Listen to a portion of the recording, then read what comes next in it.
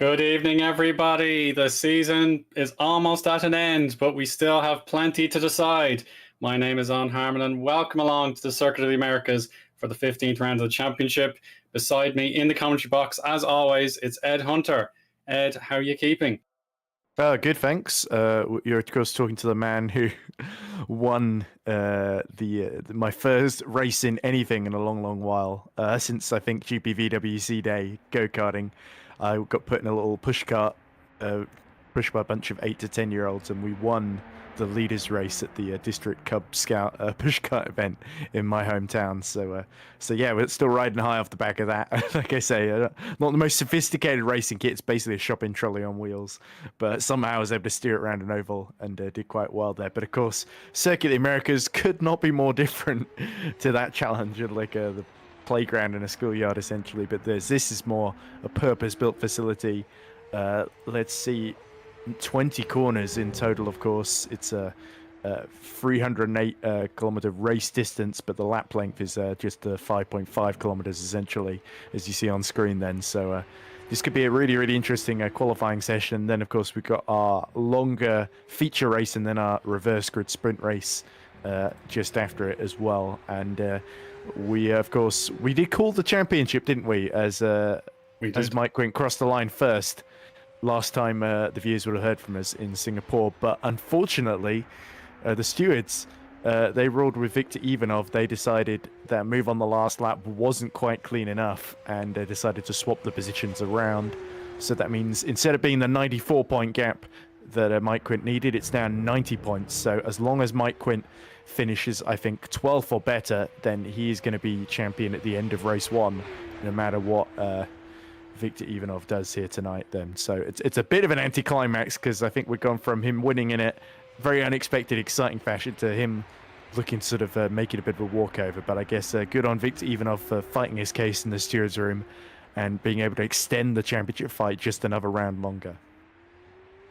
Yeah, I can certainly see it from both points of view. I know our interviews were brilliant to have with the Multiforce duo. We get to do another one. We get to do another. We can use some of the quotes as reference if indeed Mike wins the title for definite today. So we'll be having an exciting qualifying session coming up right now. So here is the man of the hour. Not quite the champion just yet, but one thing to remember is Circuit of Americas is back on the GPVWC calendar. In FS1's case, it wasn't in use for a couple of years. It was in 2021 and 2020. We had some events held back then with Luke McGuire and Tom Stevens winning 3 years ago, and then back in 2020 it was Alessandro Quinte and Frank Hamming. So yeah, in terms of personal data and recollection, I have absolutely nothing to go off on in FS1, but yeah, definitely there's some of the more experienced heads will know this track very well, and they'll be pushing with everything they've got to nail their qualifying lap as best they can here in Austin, a city reasonably well known for its movie industry. It's not quite Hollywood, but certainly competitive in that sort of sphere. And here we go with Quint already looking strong with a 26.0 first sector, trying to compare with other drivers. Like Muniers is in that territory. Andrzejewski's 25.9, so that's the benchmark. You can see him right on time here at Parallax Filipino.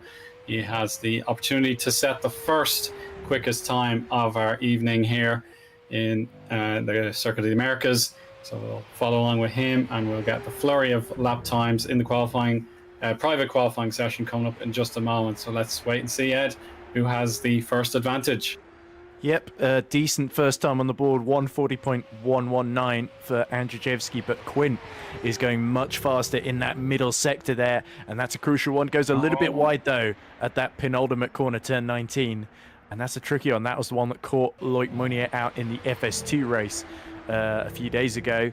This time he gets it pretty much spot on, though, so let's see if he can displace Andrzejewski and take provisional pole in his return for King's Racing. No, just missed out there. Oh, but he set an identical time, it looks like, to 3 decimal places.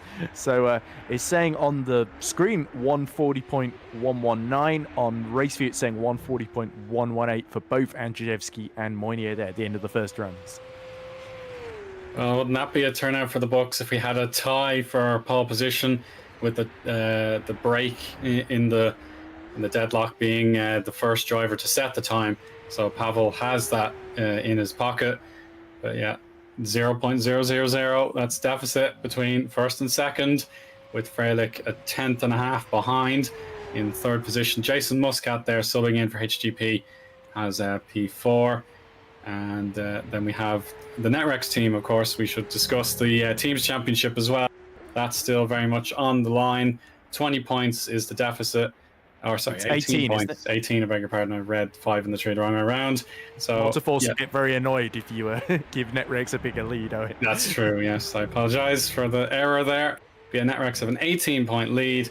Very little to decide it, but yeah, if the form of Netrex can pick up again, then they should be the favourites. That was their primary goal, to leave 2024 with the trophy. Tylene, he's gone into the scenery there, looking perhaps to go out of Austin completely and into some other part of Texas. But yeah, he will try again, I'm sure.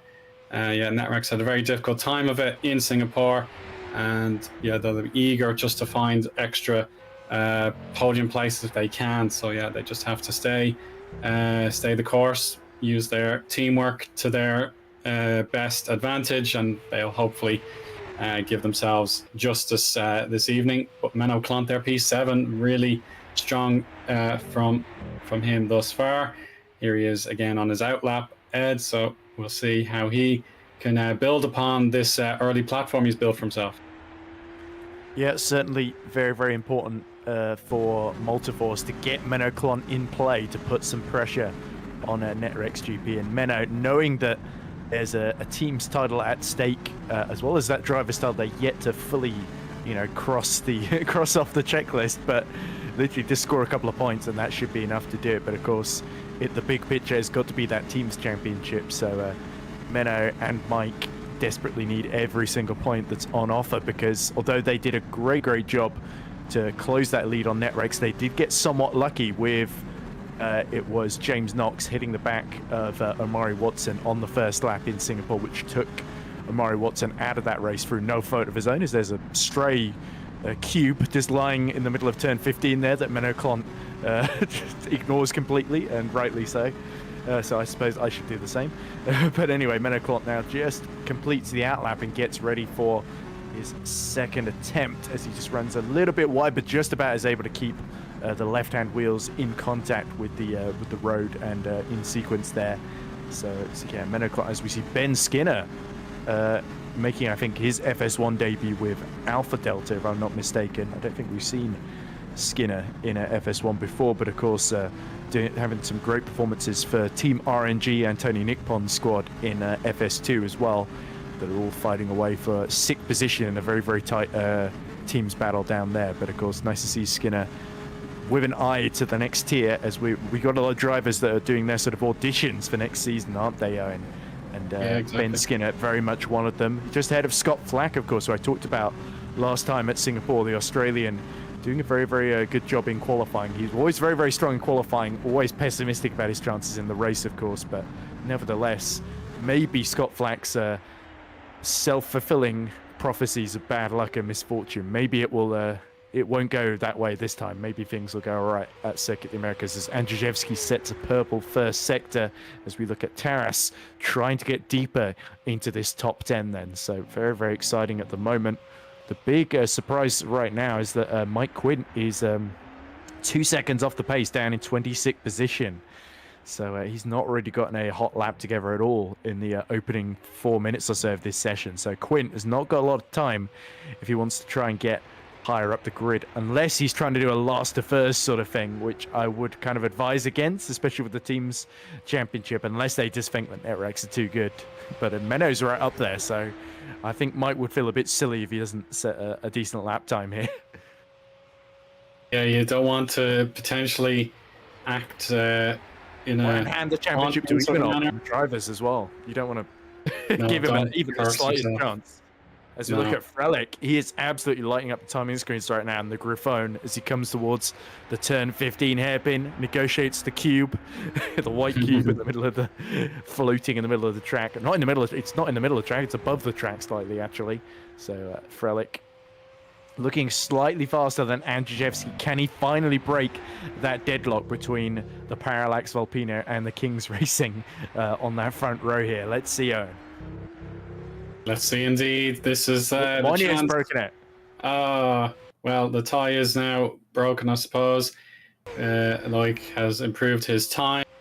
Now, Viktor Ivanov, knowing he got a little bit of a boost to his confidence after being declared the winner of race 2 in the last fortnight at Singapore, keeping himself in the title hunt for just a little bit longer, or maybe something extraordinary could happen and it could go to Brazil on Halloween itself to decide a champion in area. They're not too far away from each other in this private qualifying session, but they'll be totally focused on their own jobs at hand here. Mike Quint wanting to set a representative time through turn 11. He goes now ready to line up the blast of DRS until the hard left corner of turn 12. So let's see how he gets on. Still ways to go to the second split line. So he's going to use all of the outside curb as a nice guidance point. Ooh. Maybe a bit of oversteer there. He caught it in time. That could be a little bit messy. Let's see now. Yeah, he's still up on his personal time. So that should be strong showing. It's more Sector 3 that went wrong. Past that mystery texture there. There we go. Through the triple apex he goes now. One of the highlights of this track, in my opinion anyway. Now ready for the final pair of left-handers now. One is down, now one to go. And his target is a 140.005. Let's see if he can secure anything close to it. And it's actually P7, so on target to win the title beyond all doubt at the expense of Viktor Ivanov. But yeah, it's good to have his teammate. Yes, exactly. Crucial as well. It is a split, checkered pattern there with the Netrex guys, 6th and 8th compared to 7th and 9th.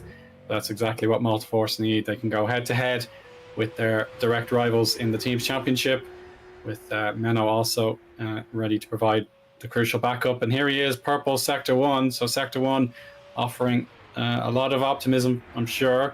It's not quite perfected by one particular driver just yet, and he's up again in Sector 2, so this could be an excellent showing here for Menno Klont in this crucial time in Multiforce's 2024 campaign. If he can get ahead of Watson and maybe jump his teammate, that would be absolutely critical, to say the least, because Menno's usually playing the number 2 role, I suppose, with the exception of his remarkable the back end slides on him, and he has to quit and get right back into pit lane for one last try. Great save, of course. Yeah, that was looking very, very good because he was matching Andrzejewski slightly faster in the first sector and pretty much identical in Sector 2.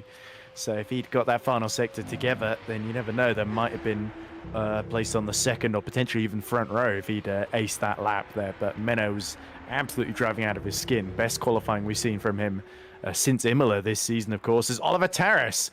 It gets a brilliant final sector in 32.5, fastest of anybody to go 5th fastest, just ahead of Jason Muscat there. So Tarras, after climbing from the back of the grid to get 2 point scoring finishes in Singapore. Was he top 6 last time out of Singapore, wasn't he? As Harry Smith gets ahead of Jason Muscat to go 6th fastest there. So Netrex really starting to get a few decent laps on the board here, as there's Daniel Scott.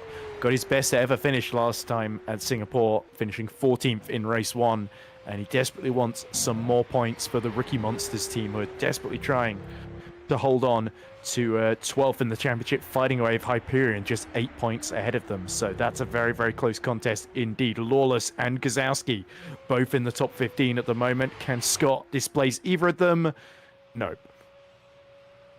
That's a shame, but nice to see the effort in the mind here of Daniel Scott. But of course, Mateusz Gazowski wants to fight back for the aforementioned Hyperion and make sure they are secure in that 11th place. They've since lost all touching distance to Kings Racing, who have been on an absolute tear in the last month and a half, thanks to Munier making a big difference. And of course, Ockenhag, I think, scored a few points for them as well. His last time out, but Guzovsky a little bit wide, so he's going to spin it out, unfortunately. A bit of show off. No, really, to lose that last lap opportunity he had available to him, so he will not take any further part in qualifying, I'm afraid. Lucas Tiley wants KKR to make a statement here in the United States.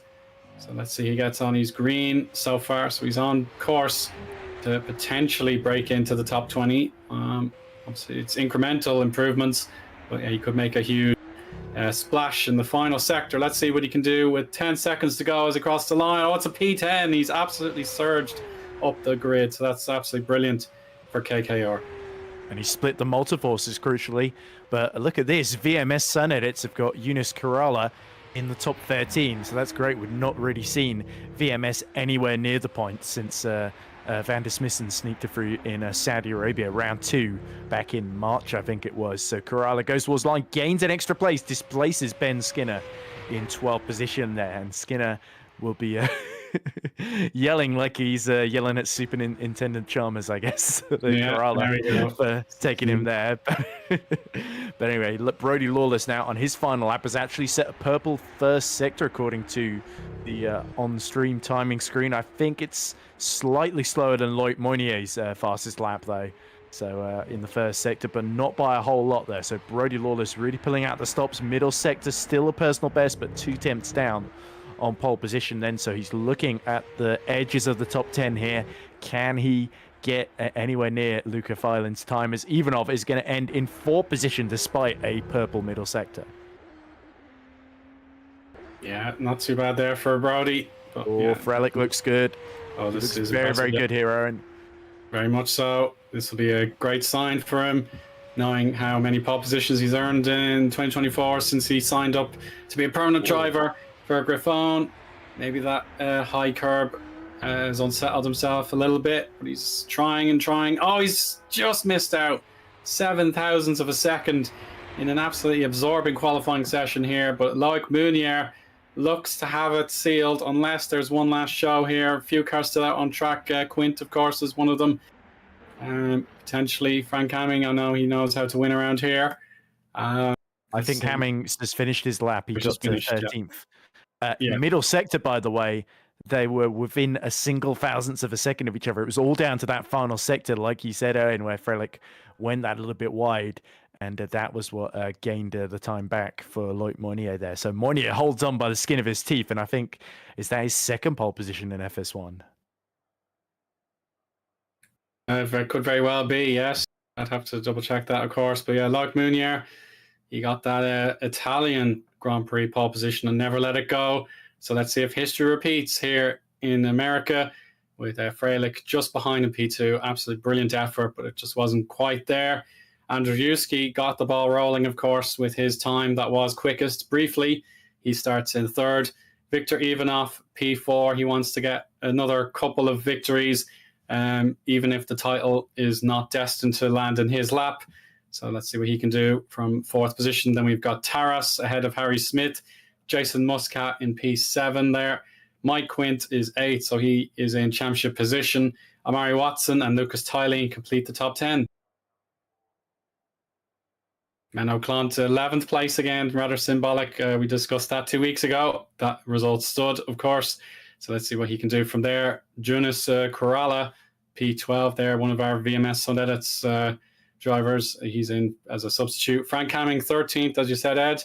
Then we've got Ben Skinner and Scott Flack in the points-paying positions. I think Scott confessed to hitting the escape key, so that meant he couldn't set any more times.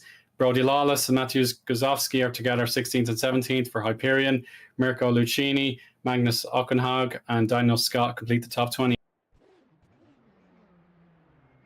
And our remaining 8 cars is Filip Servinski, Jordan Weeks, I think one or the other, on Phil Hausvik, Philip Koenig, David DeVries, Thomas Jack, Ben Willis, and Liam Sweetman. So yeah, 28 qualifiers in all. before we head out straight into our warm-up session now. Indeed. And yeah, I swear, I was just noticing that message from Scott Flack. I swear that all of my drivers in FS2, most of whom admittedly have been rookies, although I think Joe Gillette also did it, but then almost immediately made up for it for climbing from last to 14th, getting reverse grid draw and winning race 2 at Hockenheim. So I couldn't stay mad at him for too long after that. But yeah, he didn't tell me until literally a day or two before the race that he had done that. But yeah, Scott Flack a little bit more open about it at least. But yeah, I guess when you're on a roll, you don't want to spoil the victory party. But yeah, some impressive laps there. In terms of the Drivers' Championship, I was just working it out just to confirm. Ivanov would need to gain 22 points to keep the points battle going. And of course, that means his only options basically to win with Mike Quint 13th or worse, essentially. And if Mike Quint sets the fastest lap, then he needs him 14th or worse. And if Ivanov sets the fastest lap, then basically top 11 would seal it for Mike Quint, essentially. So those are the permutations. Probably not going to have to worry too much about fast. If Ivanov can't get through the 3 cars in front of him, then it's kind of academic anyway. But it is a pretty big ask. But we'll have to see. You never know. Ivanov might be able to prevail with a clever strategy here. He has done it before. He was the race 1 king earlier this season when he won like the first 5 race 1s in a row or something like that, wasn't it? Absolutely. Up until he missed Imola, I think. So, and then the wins have been. He's got a couple of race 2s since then in Spa and Singapore, but otherwise the luck's not quite been his way ever since. It's really momentum ever since. I think ever really since San Marino, it shifted pretty much well and truly towards Mike Quint, and never really shifted away from him. So yeah, even though I was good his work cut out, Mike Quint did improve to 8th right at the end. So really, he's more going to be worried about Watson behind him and Harry Smith ahead of him in that sort of teams championship battle. And Menno starting 11th, he can stay out of trouble and maybe sneak his way into the top 10 and get back Mike Quint up, then you would hope from Multiforce's point of view that Mike Quint can sort of do the rest essentially.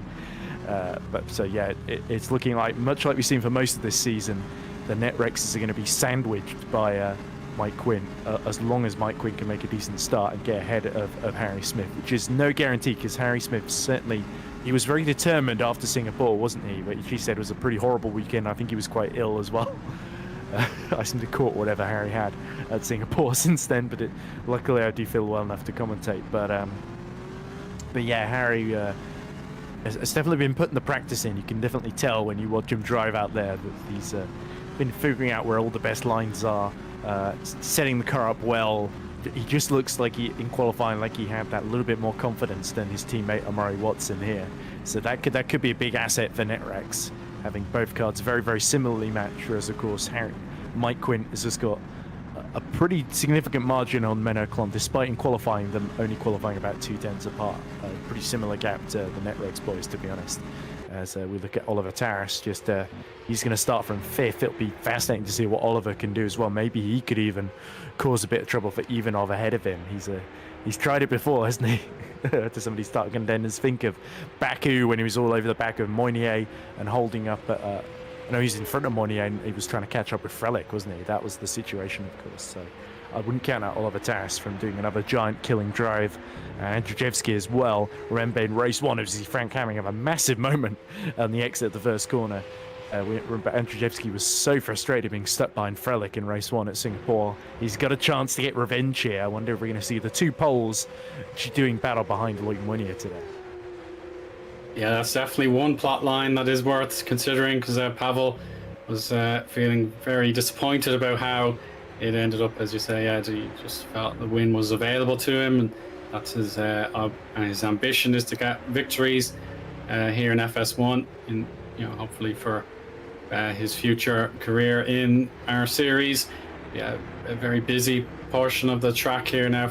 3 other cars are in front of him, all trying to figure out their own strategy, data, and that sort of carry on. So yeah, you won't be able to set the kind of hot lap you'd want, but yeah, definitely following in dirty air could be very useful also.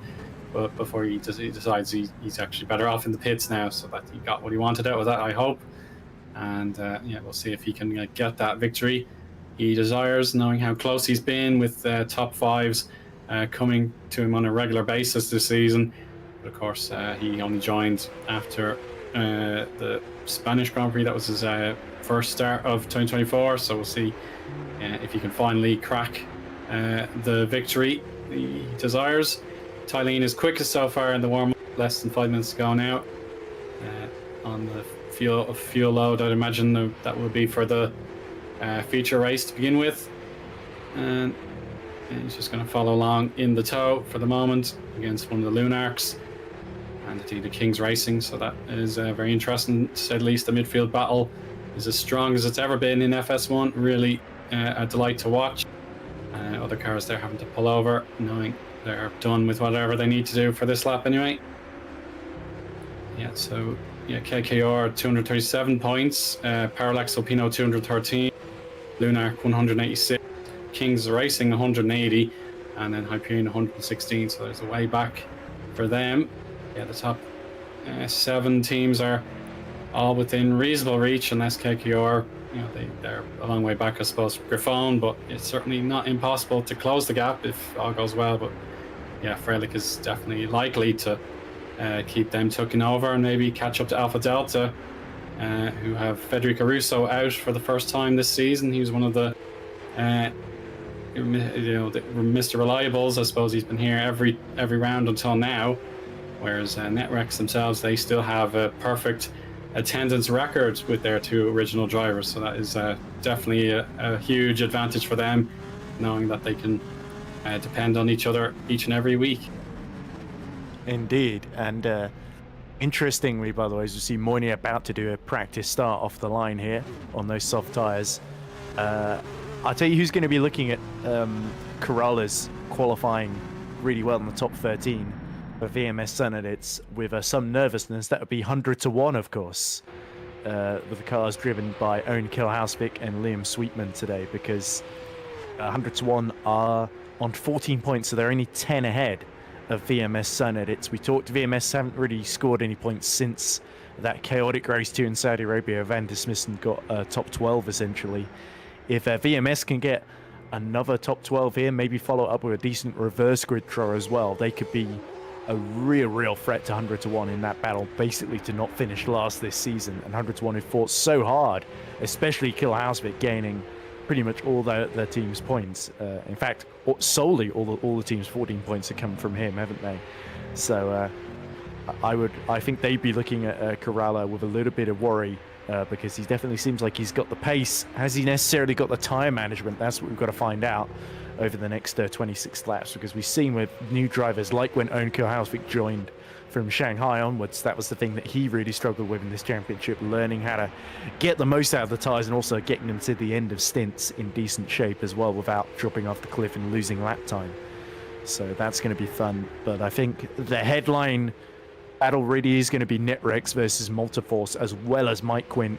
Almost certainly, I wouldn't put money on Victor Ivanov stealing the championship. I think Mike Quinn is almost certainly going to wrap it up. If not in race 1, then definitely in race 2. But yeah, he only really needs to score, like I say, 3 points essentially. And in 8th, you're going to score 8 points. So that's about double what he needs essentially, no matter what Ivanov does essentially. Yeah, so with the final minute to go in the warm-up, photo opportunity for HGP, first and second with their drivers, Hamming and Muscat. They're pretty settled there so far, so they must have some race pace. We know it's always the playbook for Hamming. He loves getting, he's pushing with everything he's got in race trim. He'll give it everything in his power, whereas maybe his qualifying is something that isn't quite up to the same high standards. But of course, it's not for the want of trying. Yeah, Hamming really does excel when it comes to racing. So we'll see if he can keep up that sort of form. I know Singapore race 2 him out of the race, so he wasn't able to complete the 100% distance there. But definitely Hamming that no longer can be champion mathematically. That's ruled out beyond every single metric. He's only a point behind Omari, though, isn't he? Of course, yeah. So because Watson got taken out, it's still pretty much dead level between those two. So it could be a good little battle for third, and you never know. Ivanov is only about 29 points out of both of them, so still catchable, but a little bit unlikely. But Hamming from 13th on the grid, he's going to have to do quite a few moves to catch up to Watson in 9th as well, and that's assuming Watson doesn't make any progress of his own. So, which is a bit of a brave assumption to make. So. Yeah, Hamming's got to be careful here because he's right in the middle of that mid-pack where things could get quite chaotic, especially on the first lap. As we saw in Singapore as well, when that steering got bent out of alignment as well, that basically spelt the end of that race for him. Yeah, so we'll now have the conclusion of the warm-up before everyone will be assembled in their correct grid slots. We did have some penalties come up in the last couple of weeks, so keep an eye out on that in case anything does get turned around. So yeah, I'll certainly check the stewards' decisions. Should have them somewhere. There they are. So maybe anyone dealt a penalty.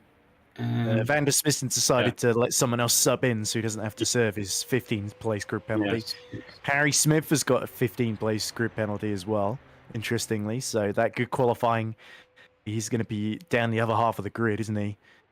Philip Koenig got a 5-place group drop, but I think he's near the back anyway. Smith got a 10-second time penalty. As did James Knox. I think Justin was banned from a whole race, so he's still yet to serve a 20-odd place group penalty, I believe, in total, when you add up all the penalties from both events then. So, as I said in Singapore, Van der Spissen didn't exactly make too many friends out on track, and the stewards seemed to take a dim view of it as well. Quint, actually, for his contact on that final lap with Victor Ivanov, he got a license point docked off him as well, which seems somewhat harsh. Like, not only do you have to wait another race to win the championship, we're also going to take a license point off of you as well to make an example out of you. But I guess Quint will just go and prove that he can still win it cleanly regardless anyway, along with hopefully getting, from his point of view, getting some good points for the team's championship, which is very rapidly after he wins the drivers, that's going to become his main focus essentially. So yeah, I guess until the season's over, the battle never truly stops. No, absolutely not. Everyone will, depending on what they seek from today and the final showdown in 2 weeks, they'll always keep going until it's absolutely done and dusted.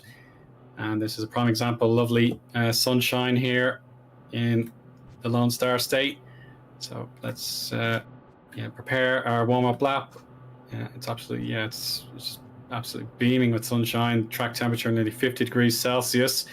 So that could make tire life really difficult, especially those who are required to start on the tire they qualified on. So there's a weather update for you on your screen as well. 22 degrees air temperature. So absolutely, it's just stunning weather to say the least, and that's what the drivers, I'm sure, will be appreciative of. So let's have our formation lap and have a final confirmation of what our grid shall be. It is pole position, Loic Meunier back for Kings Racing, getting the better of Szymon Frelich. Pavel Andrzejewski and Victor Ivanov have different goals in mind on the second row. Oliver Taras, Jason Muscat, champion-elect Mike Quint, and Omari Watson, 5th through 8th. Then Lucas Tylene and Menno Clont have the top 10 in their possession, with Harry Smith taking the grid penalty, with Jonas Corrala in 12th. Not too bad for VMS on edits. Frank Hamming takes 13th position ahead of Ben Skinner. Scott Flack has the final point as of right now, with Brody Lawless, the first driver who's determined to get that off him. Matthews Kozowski and Mirko Lucchini together there, very reliable names this season. Magnus Ockenhag and Daniel Scott are the drivers lining up 19th and 20th. Philip Servinski ahead of Jordan Weeks, 21st, 22nd. Owen Kvil Hausvik has 100 to 1 ahead of David De Vries, 23rd versus 24th. P25 goes to Thomas Jack ahead of Ben Willis in the second Kings Racing car. Liam Sweetman has 100 to 1 Their second car is 27th, and Philip Koenig in the other Griffon is 28th. And then we have 2 absentees, unfortunately. Yeah, I'm trying to remember which. It's almost like a whole team missing, isn't it? But yeah, I think there might be 1 or 2 single car entries indeed as well. But nonetheless, 28. That's nearly a full grid. We've pretty much had a full grid for the vast majority of the season, so that is certainly worth celebrating. But yeah, I'm trying to figure out. We got 15 teams, of course, so yeah, it should be the full 30 cars. But off the top of my head, it's difficult to figure out which ones are absent at the present moment. But yeah, going back to the front of the grid, it might be one of the Parallax Volpinos. I think it's Patrick Rozak that's missing, essentially. So they'll have to rely on Andrzejewski's efforts. But looking up front, Frelick missing out so narrowly in qualifying. You've got to say he's going to be a big threat to Loic Monnier in this first stint then. So there's a danger if Frelick gets ahead of the first corner, he could just check out here, because I think he's definitely got the pace to do so. And it's really down to Monnier to nail this getaway and hold Frelick up and back him into his countryman Andrzejewski. That's it, yeah. Different tactics, but yeah, it's all about these 28 laps. For our loyal viewers here on GPVWC on YouTube, we thank you all, as always, for watching. So Philip Koenig starts from pit lane. See if that can actually result in a strong showing. I know certainly 2 weeks ago we had the pit lane start and a very good fight back from Taras, I think it was. So it was, let's see. Yeah. Have our contest up the hill ready to go for turn 1 there away. Let's see who's got the better start. It is Munier. He will slot in, blocking Frelick as he goes. That should be P3 for Eoin. He's got a shot at the inside line. Or maybe the rundown. Oh, we've got to be careful, because that will definitely end the championship battle for the drivers' contest if he retires from this event. And even Mike doesn't even score points. I think that'll be the end of it. So they're through the sweepers now, and it looks fairly clean to me.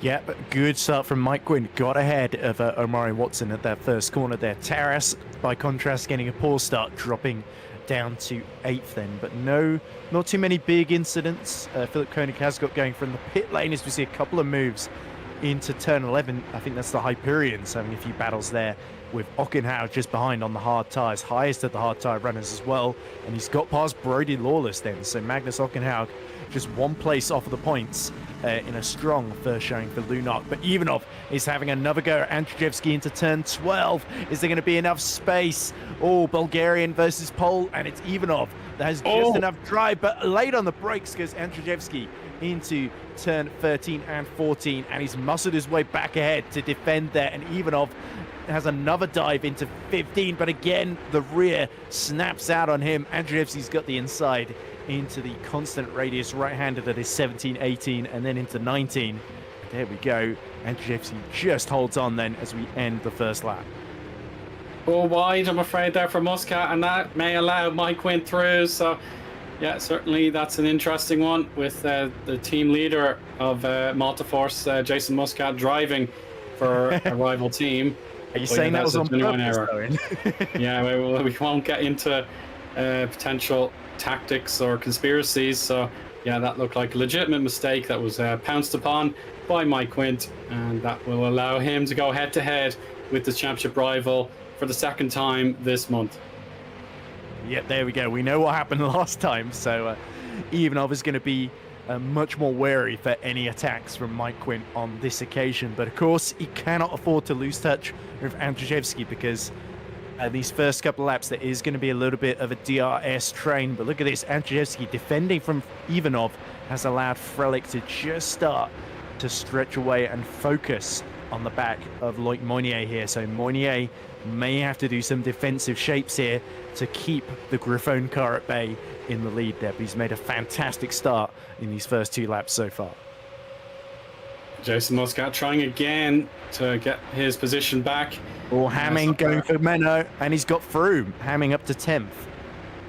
Oh, that could be big. And of course, down the inside, another swing in the team's championship battle. Oliver Taras has overtaken his fellow letter O initial It's Fellow Mary Brit. Watson, of course. It might be fair to say fellow Brit because they're both Yeah, from the UK. could go that way as well. So, yeah, either way, it is advantage to Taras there after a smart move into turn 12. Hamming, similar enough, yeah, he's taking the HGP a little bit wide. In the background, yeah, head to head, it's Smith and Clant. Let's see how they get on up towards the climb to the hill before turn 1. Smith has the advantage so far. Just got to block that inside line and avoid the switch back. Yeah, he's got that one covered. Nicely done. And indeed, the direction, Chris Williamson confirms it's Satterley and Roshak who are unable to attend today. So there's no backup for Andrzejewski or Ivanov if they were looking for it. They have to rely on themselves today. Yeah, Ivanov has pretty much been a one-man powerhouse for the vast majority of this season, with the exception of races where he wasn't there, and then Savelli stepped up at, say, Monza race 2 and won that one, for instance. But yeah, Tom Savelli, sadly, his bad luck, whether that stopped him competing or if he's decided to pull out on his own, it's a shame. And let's hope he does have one final run into Lagos. But look at this, just ahead of Menno, Harry Smith is using that pace from qualifying to good effect to have a go at Frank Hamming then as they go towards turn 12. He's got the inside, DRS wide open. Surely Hamming is going to be stranded on the outside. He tries to keep his foot in, needs to be careful he doesn't give an opportunity to Menno. And there we go, Harry Smith has slotted his way back into the top 10. Next target, Luca Filan, and then it's his teammate then. So crucial progress for Harry Smith in his team's championship campaign to crucially not just get ahead of Menno, but now build a buffer to him in the form of Frank Hamming. Yeah, he really does need to make a break for it. Get onto the tail of Tylene as soon as possible. And again, yeah, that's a crucial bit of extra runoff to help Harry Smith this time around. Lap 4 begins for all these drivers on the start-finish straight right now. And yeah, it's so far so good for Smith. He's got the right kind of power distribution to make sure the car stays nice and clear of Hamming's threat. And it's half a second separating Munier in the lead from Freilich, and Andrzejewski, of course, keeping nice and close. Oh, a bit of a inside cut there. Thankfully, the Griffon wasn't sent into the air or any such shock to the system. And there we go, the top 7 or 8 cars all in the same picture right now.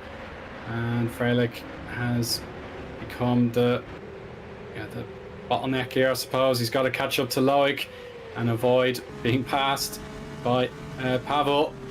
There's a look from the back of race leader Munier's rear wing. Tyres still in pretty good shape, of course, but they will burn up a lot quicker than we've seen in recent races due to the immense sunshine and track temperature we mentioned in the build-up. So yeah, the threat of a two-stopper, it's not out of the realms of possibility if it really comes to it. Yeah, you've got to last to probably about lap 10 or 11 if you realistically want to get a one-stopper done. Yeah, interestingly, Taras and Smith are currently the 2 fastest people on track.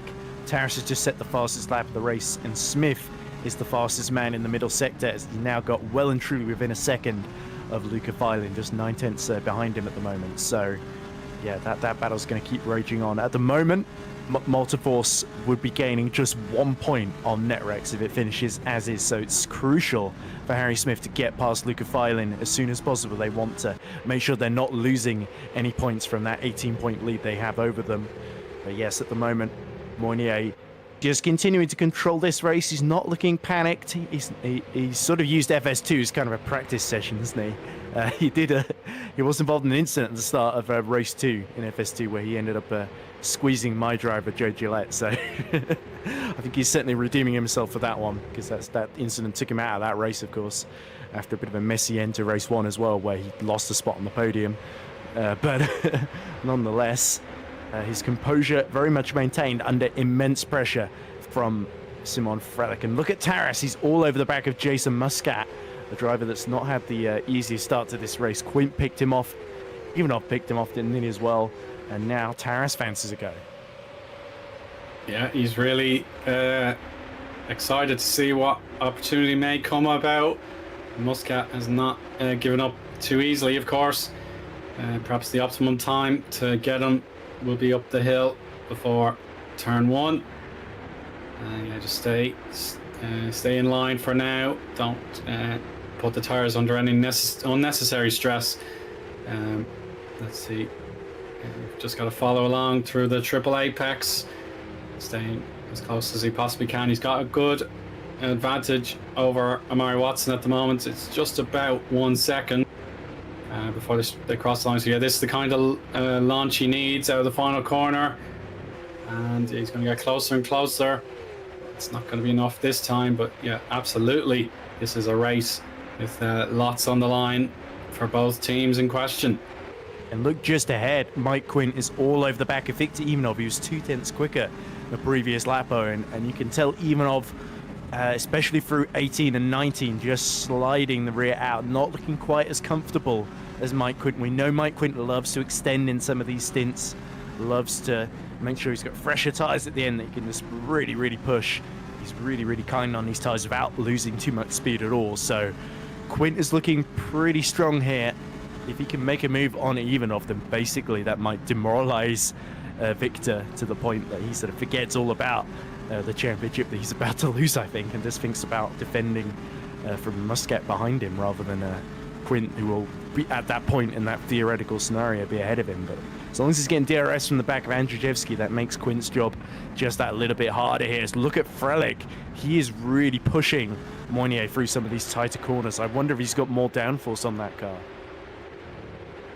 Yeah, the setup choice could be very important, of course. If you have qualifying pace, you've got to figure out how to balance that out with the full tank of fuel and tires that need to be kept in decent shape until your pit stop schedule is met. So yeah, this is where Frelich could yet shine. We know he is on a hot streak at the minute. He's podiumed every race since. Mike Quint's got a good run here. Eoin, look at this. Yeah. He's right tucked in out of the final corner. Again, Ivanov did not get the run he needed. Quint is going to have to go to the outside because Victor Ivanov is defending in that MS performance into turn 1. Surely he's going to leave a very, very narrow gap there. Oh, and not quite enough for Mike Quint to make his way through there. So he'll have to back off into the S's, regroup, and try again into turn 12, you would assume. Yeah, we just had a quick look at the position change on the timing tower. Guzovski's +4. He's the best in the top 15. But there was a big minus for Jonas Korala. He's down in 27th. And I think Philip Koenig is our first retirement of race 1 this evening. So we have 27 runners out of the 28 who started. We had disappointment there for VMS Sonedets. They were looking optimistically at race 1. No DRS for Ivanov. This is surely it for Mike Quint.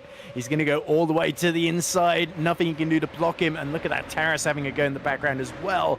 Plenty of space left from Ivanov. Whoa, Taras way too deep. And Muscat says, thank you very much. I'll have that back. And look at this. Ivanov hasn't given up either, just showing his nose to the outside at turn 13. But Mike Quint is very, very wary of that as Andrzejewski himself is starting to challenge Frelich now. And this is great news for Moynier because it means he can just stretch his legs up front to 6/10 now rather than 3/10 as it was before.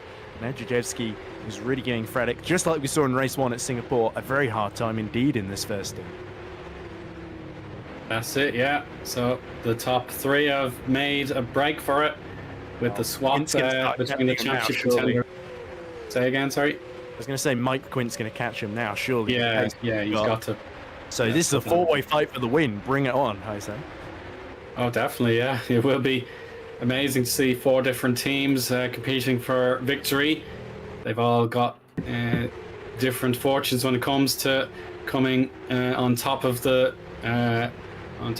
results. Here's what happened to Korala. Oh, it's the second to last corner, and his car completely lost all of its poise, really. It just actually ended up spinning to the right rather than taking the natural left-hand turn. So that was a big letdown. That would have burned up those tires as it entered the gravel trap. And then this is Koenig's departure from the race. Oh, it's another tank slapper, and he hits the wall with a lot of force. So unfortunately, he cannot justify carrying on with that kind of damage. So yeah, that's what happened to Philip. Nick Corrala having a pit stop as well in the background. Now Taras goes for the outside at 12 on Jason Muscat. They briefly touch wheels, but looks like the Lunark has just been able to eke his way ahead of Jason Muscat there. So good driving from the young Brit once more in the top 6, just like we saw him recover to in race 2 at Singapore then. And Taras, his next target is none other than Ivanov. I'm sure that's going to be exciting to see as well. We saw Mike Quint get through. Can Taras do the same? That's certainly one to watch, yeah.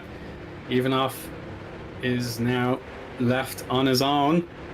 So he's got to find out from his team what he can do from this situation. Is there any kind of strategy that could help him back into contention? Or is he looking in his mirrors rather than the way forward for his ideal race finish? So looking backwards now from Freilich. He's keeping that half a second advantage that is so valuable to him.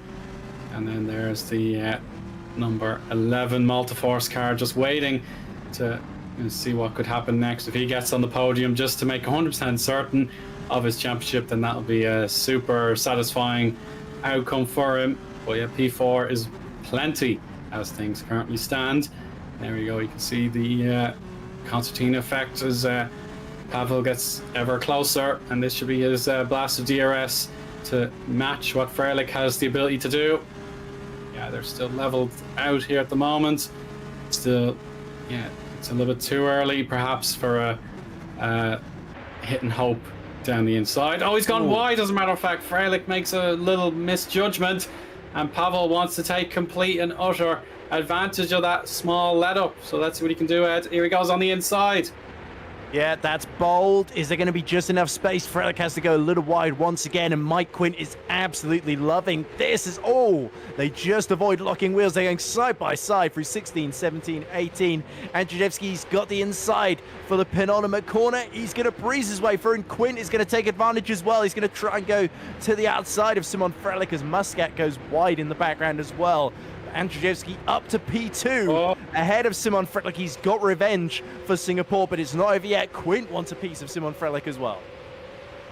Yeah, he's going to follow the ordinary racing line as Freilich defends and attacks almost in the same movement, and he's watching for his grip to make sure he doesn't power slide into the Multiforce driver there. And this allows Victor Ivanov back into contention. Oliver Taras, of course, he's right there. And side by side, you don't see this very often. And it's a change of position once more. Mike Quint representing the Netherlands up to P3. Yeah, from 7th to 3rd for Mike Quint. This is great for Multiforce, but not good for Ivanov. He didn't get the run he needed. And here comes Oliver Taras. Just trying to close the door as much as possible is Ivanov, but Taras is surely going to get a brilliant run on the back straight leading into turn 12 here. Can the Lunark get himself up to P5 here? Ivanov has got DRS. He's going to pull out all the stops here to prevent that from happening.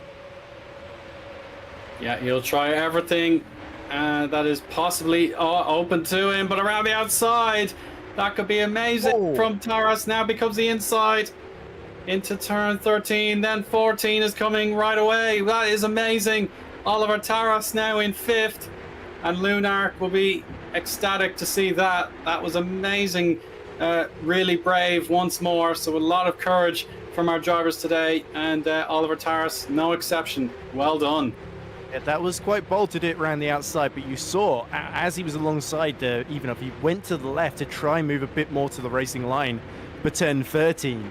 And he just made side-to-side contact with the wheels there. So it looks like Hamming has gotten ahead of Phelan, but only briefly, because that's Frank Hamming, of course, taking the shorter line as he enters the pit. So on lap 11, it's Hamming who is first to blink of the top 10 runners then. So that is going to start a chain reaction of stops here. So the action really heating up at the end of this stint as Freilich falls down to 4th. Andrzejewski and Quint climb to 2nd and 3rd. But Loic Moynier is now starting to be caught by Andrzejewski a little bit here as well, who was 6/10 quicker the previous lap then. So Andrzejewski, who we know is not going to be at Sao Paulo, he wants to sign off his 2024 FS1 half season with a win here, and he's certainly doing everything he needs to at the moment to get it. That's right. Yeah, he really wants this opportunity before he has to call it time on his campaign, a memorable campaign in a lot of ways, but it will be perfected if he can get his one victory that he desires. He's right behind Munier, who knows his way around this series, this particular style of car. So, yeah, it's going to be a challenge. We'll definitely give it a go. But Menno Clont, he's got to fight with all he's got for Malta Force's chance at the team's championship to make it a double. As things currently stand, they have the Drivers' Championship almost in their hands now. They just need to close the gap to Netrex. But yeah, at the moment, it is Brody. Oh yeah, there's Brody Lawless. He's having a look at Magnus here, with any mistake set to be punished by Mirko Lucchini. And in the background, that's Weeks as well. Andrzejewski pits. Oh, this is big, yeah. Oh, a lot of Monnier hitters. stayed out. Monnier stayed out. Everyone behind him is pit here, so Monnier's going to get undercut here by everyone behind. They're all reacting to Frank Hamming, and in comes Brody Lawless. Remember, Ockenhaug was one of the highest of those that started on the hard tyre, so he is going to run quite high in the order at the end as these pit stops filter out then, at least temporarily. Magnus Ockenhaug up to 5th, just behind Scott Flack, and Lucchini is also on the same hard tyres as well as everybody filters out. The Hyperions just avoid each other. Willis gets going just before Brody Lawless arrives. But there is Moynier. He is going to be really hoping that there's traffic on this outlap for not Kierhalsvik, for I've got to scroll down to find him. Andrzejewski in 10th, of course. There he is, just ahead of Sweetman. So he has at least cleared the 100 to 1. I think he's got 1.6 seconds to Ben Willis. So this looks very, very good for Andrzejewski. Unless Moynier is going to extend a lot in this stint and then come out on very, very fresh hard tyres for the final stint. Yeah, so this brings back the situation that Munier presented himself in Monza, where he got the Grand Chelem. Every possible reward was clinched by him in that race one. But maybe today may not work out as planned. If everyone thought they could play the undercut on him, then it's going to be very difficult. So this lap has to be absolutely spot on. I don't think he can risk going any longer on these tyres. It's almost at the halfway mark. So let's see if he knows what to do. Yes, he definitely has the signal to pit. And Tylene, will he do the same? We'll find out in just a moment. Yeah, this is absolutely a huge stop. Yeah, Tylene follows. Harry Smith also should be on his way. Maybe Scott Flack. He should have a think about it too. He'll be closing in. But Scott Flack's going to lead. Flack leads. Wow, there we go. So Scott Flack, Mr. Unlucky. It's look in the background. That is that Sweetman going very, very wide on his soft tyres. I think they are due a pit stop as well. Coming out the pits now is Loic Moynier. There's Pavel Andrzejewski. He's right behind Loinier's teammate Ben Willis. He goes to the middle. There he goes. Andrzejewski going to take the lead side by side into turn 1. They're free wide for position, and it's Andrzejewski that's got the inside here on Moynier as they go towards the S's. Andrzejewski tries to keep his foot in, and Moynier does the same too, but it's the Parallax Volpino that takes the net lead of the race, Eoin. Fantastic stuff, and that was perfectly executed undercut there. Absolutely marvelous. My goodness, that could have been a sensation to say the least. Ben Willis did everything that he could, really, just to keep out of the way of his teammate while still pushing with authority there. But that was definitely Pavel. Yeah, he did have the corner, I suppose, and he made no qualms that he wanted to become the new leader for when these other cars also choose to pit. So yeah, this could be the moment, but it's certainly far from over. He's got to ensure that he doesn't burn up the tyres too much, or else, of course, the advantage will be back to Loic with these fresher tyres by the one lap. Oh, watch out there. That's a wobble there from Jordan Weeks, and he'll be allowed to fight for this last few corners, but Pavel Andrzejewski will not want to think about him any longer. Oh, he's gone off! That Pixelate has gone way out of sight there into the barriers, and it will have been a surprise. And spinning is Willis. Ben Willis has spun it, maybe in front of Quint. I'm not sure. Yeah. Oh, he's still going. He's still going, of course. He's on the hard tires. He doesn't want to give them up just yet. Yeah, I'm pretty sure heavy damage for Jordan Weeks. He may well be out of this race if he can't get back to the pits then. Sweetman has to continue. Frank Hamming, by the way, sets fastest lap of the race, 142.6. So that is a very good time indeed then for the HDP. Of course, he's the one who pit first, so it makes sense he's done more laps on this hard tyre then. But only into 8th position. And so let's see a replay. I really hope Andrzejewski didn't touch the back of Jordan Weeks here, and I really hope the same for, I think it was Ivanov right behind Willis. Yeah, there we go. It looks like Jordan Weeks lost it on his own there to me, Eoin. Yes. The fast right-hander. Yeah, he just avoided the wall, actually. He didn't hit it at all. So he missed the wall. Okay, I thought he made contact. Okay. This is what happened to Ben. So he's on the last corner, and he does spin right in front of Quint, and he does manage to catch it before he did a full 180. And, of course, there's the VMS Sunedis that just wants to pit. Finally gets on business there. Felt like Ben couldn't make his mind up whether to pit. Yeah. He had plenty of time to think during that spin, is all I'm saying. But there we go. He loses another place to Gazowski now into turn 12. And now he's starting to hold up Menno Klont, who has actually made a very good pit stop, has gotten ahead of Harry Smith here. And he's now being backed into Harry Smith, unfortunately, because he cannot get through on the King's car that has just completely run out of tyres. If he had any left, that spin ensures that he's just a sitting duck right now. As into the pits comes Scott Flack from the lead. That's going to hand it to Lucchini. It looks like Ockenhaug, I think, has also hit trouble because he was fighting away with Lucchini for position. And I think he maybe has decided to... he's pit first for soft tyres, essentially, and he's now in 21st position. So he's trying to get the undercut on Lucchini after Lucchini passed him. Still only about 4/10 between Pavel Andrzejewski and Loic Moynier at the present moment. And look at this. Now Menno makes his move, and nothing Ben Willis can do there. Very textbook move into turn 1 from Menno Klont there. Yeah, sweet and sound that was. Menno's chase of the Networks cars continues. Of course, he's ahead of Harry Smith, so he wants to gain any more points that he can to take Amari Watson's efforts, make sure they're nullified to some extent. And Harry Smith, he wants to make his presence felt here and get the move done. He'll wait for DRS, I'm sure, to stay behind. The activation point has already been met, so he can overtake if he really wanted to, but it makes more sense to actually get the slipstream and a little extra speed on the back straight. So here we have Smith now. He'll take the outside line, the usual approach to the apex, and Ben has to lock on the brakes and just carry on for a little bit longer in this stint. Yeah, unfortunately, Harry Smith has lost a lot of time to Menno Klont in all of that, as Owen Kilhausvik coming out the pits in 19th position. He's now having to defend from Ockenhaug on the fresh soft tyres, but he's also battling with Savinski in the second of the KKRs. And it looks like Savinski is just holding on. So that being in the middle here is not an enviable position for the 100-1 of Owen Kilhausvik, but he's certainly trying his best to clear Savinski before Ockenhaug catches him on much fresher and much faster compounder tyre as well, it must be said. Purple sectors, by the way, being set by Andrzejewski and Simon Frelich as well. So Frelich hasn't given up on the podium here, and Mike Quint with a Drivers' Championship at stake. I wonder how hard he'll fight this time. Judging by the first stint, pretty hard indeed. But yeah, Kilhausvik using the DRS well. Is he going to make the move into turn 1-0? Yeah, it looks to be on here for Kilhausvik. And step 1 is done, but the counter attack, that was, it was possible.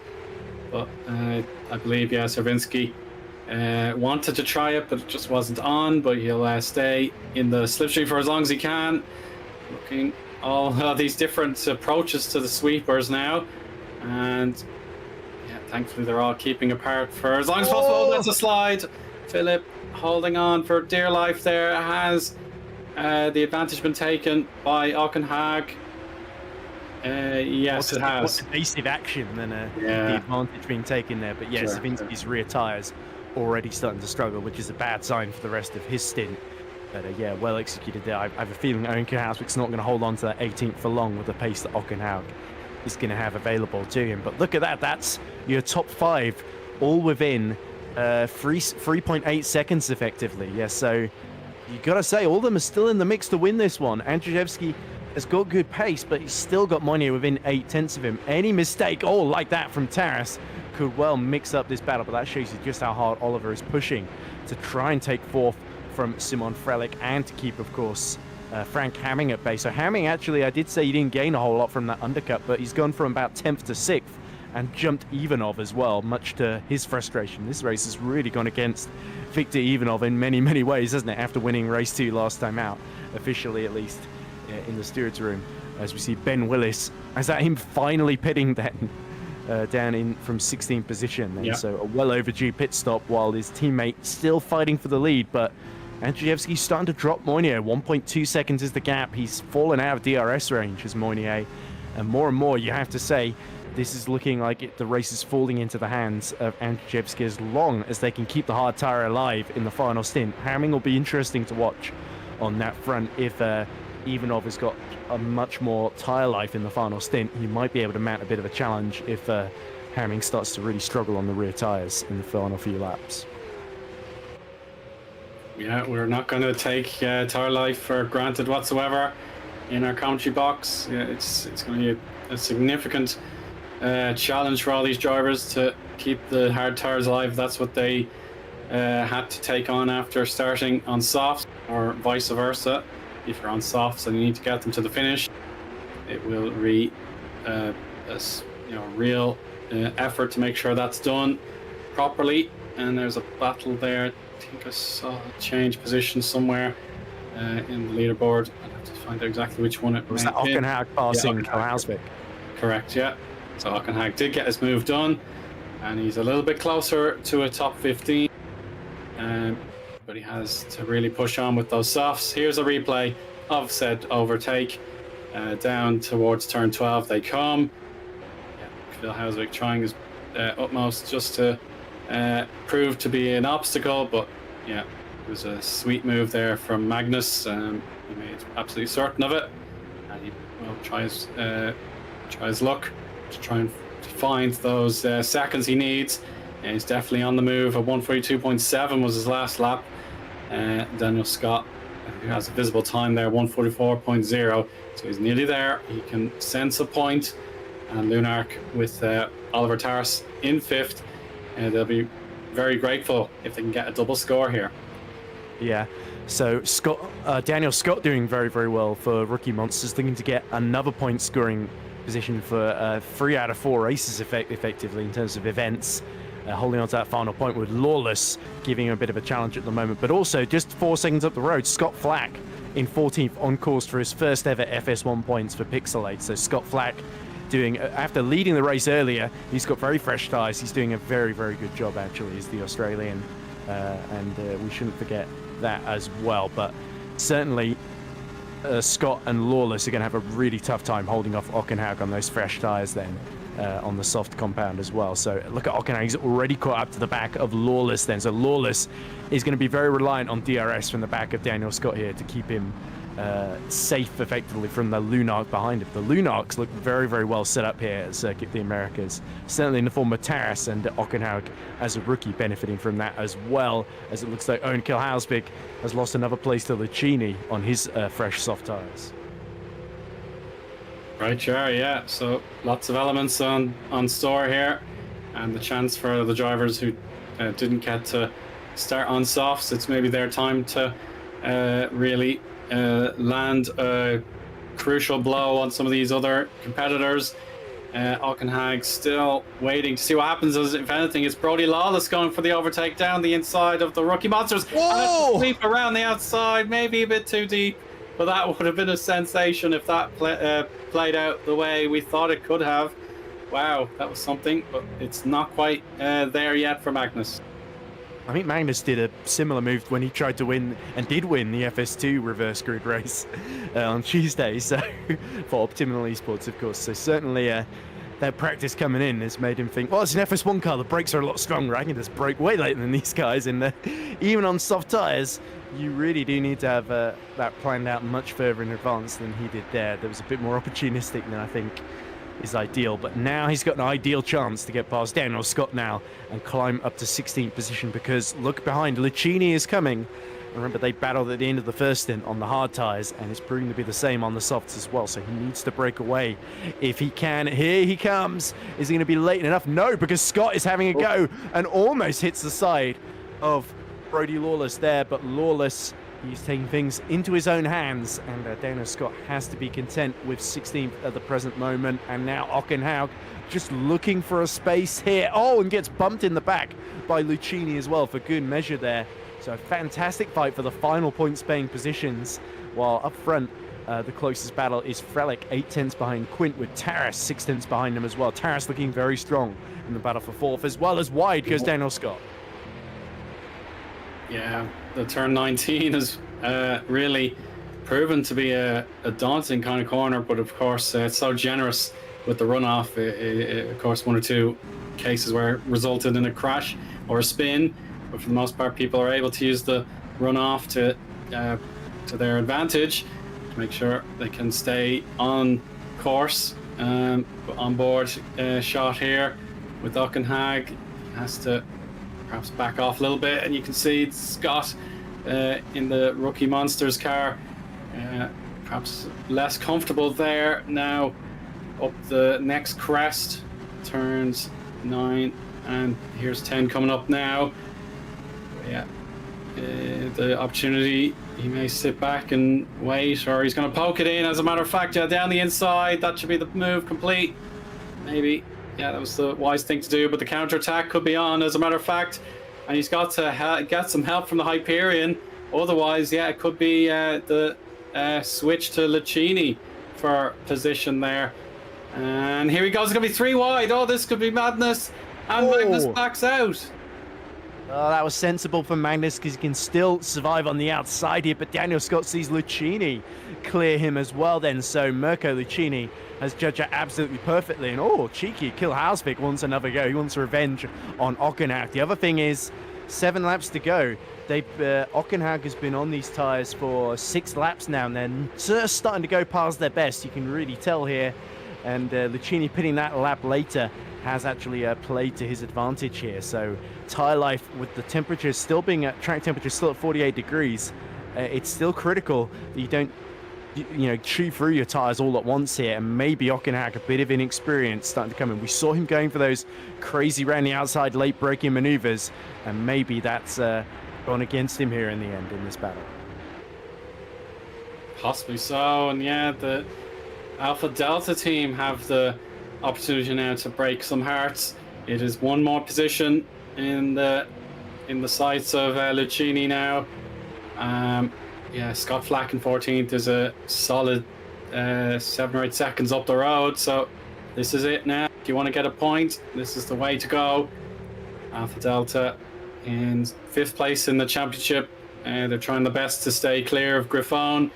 Frelick has a chunk of points in his command, of course, but to get 1 back at least, that would be great. And now it's head-to-head, the rivals in the team's championship. Harry Smith wants to make a move on Menno Clant. We've seen them battle earlier, and this is take 2 in a very pivotal moment in our season. Yeah, there we go. So Quint looking to score lots of points in the lead multiforce in 3rd. Murray Watson trying to fight Muscat to get back into 8th place. It's not really gone Murray's way, not really gone Harry Smith's way either. They lost so much ground in the first pit stop, so I'm not sure quite what happened. But yeah, Smith still struggling to clear Menno Klomp, but he's about 2 tenths per lap quicker the previous lap. But unfortunately, Menno, as we saw at Imola early in the season, is very, very good at defending position here. And Circuit of the Americas is one of those tracks where while there is a quite strong DRS straight into turn 12, you can defend around pretty much the entire rest of the track if you place your car wisely then. So a fantastic little battle there, as it looks like Ockenhaug has hit trouble. Oh, he has, but we also see Ben Skinner at the moment. He's by himself, and he misses the corner, and he's tripped up on the grass. That doesn't happen particularly often, but yeah, he was full throttle on the grass, and the grass thought that was a very personal attack, so it forced him into a spin. But yeah, thankfully there was no one around, and he was able to carry on as normal. But Ockenhaug is in the pit, I believe, for the 2nd time. Is that his 2nd stop? Yeah, he clearly didn't think the softs could get to the end with the way he was abusing them. in terms of just taking too much out of them. Carrala has had to do the same thing as well, hasn't he? He's pit a lap ago for soft tires and starting to set purple sectors as well. So Carrala's strategy is very up. But here comes Menno Clont. He's having another go. And look, they're dragging Scott Flack into this battle as well. Oh, and a very bad exit for Harry Smith. But he is going to be able to complete this move on the inside, surely. And Scott Flack, he might be able to get himself in between these two if Menno isn't careful. Menno immediately attacks up the inside into turn 15. They're almost going to go 3 wide. Surely not. That's going to end in tears if they do. And Harry Smith has just held on here, but these three stuck together like glue.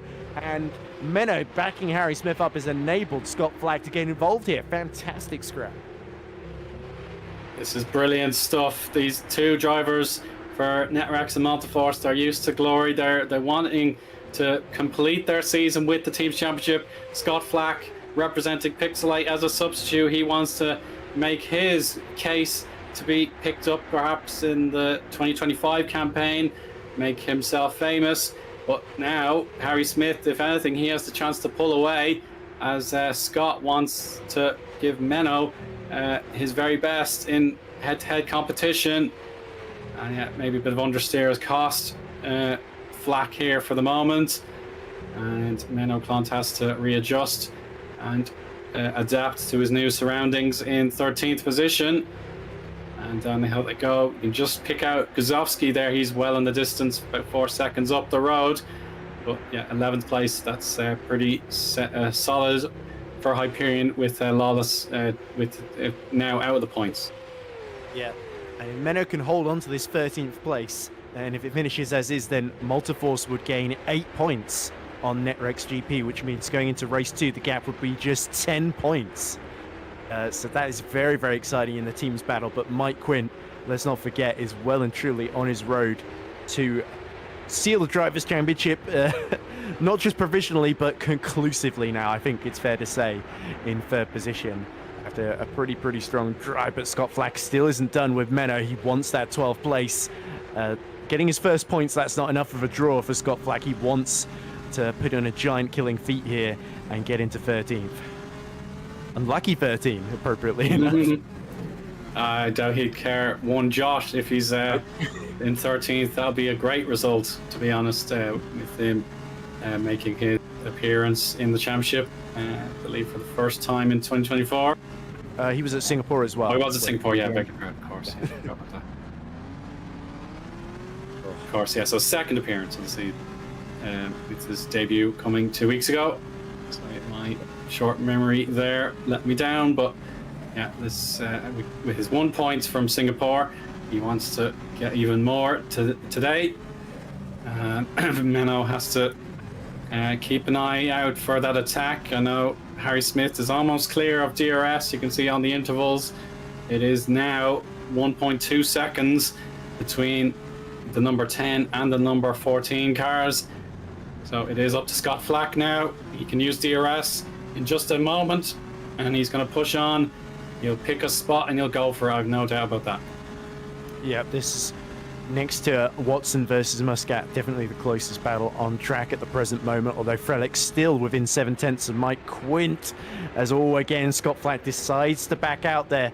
He knows how important these points are to Pixelate in that closer teams championship battle with rookie monsters just 18 points ahead of them. 18 points, where have I heard that before? In the team's championship battle.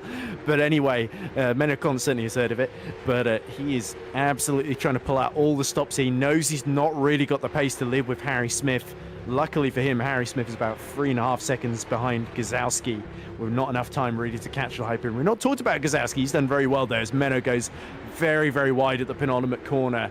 And he's really taking a lot of risk just to make sure he's not too vulnerable on his exits here. But the DRS playing into the hands of Daniel Scott here.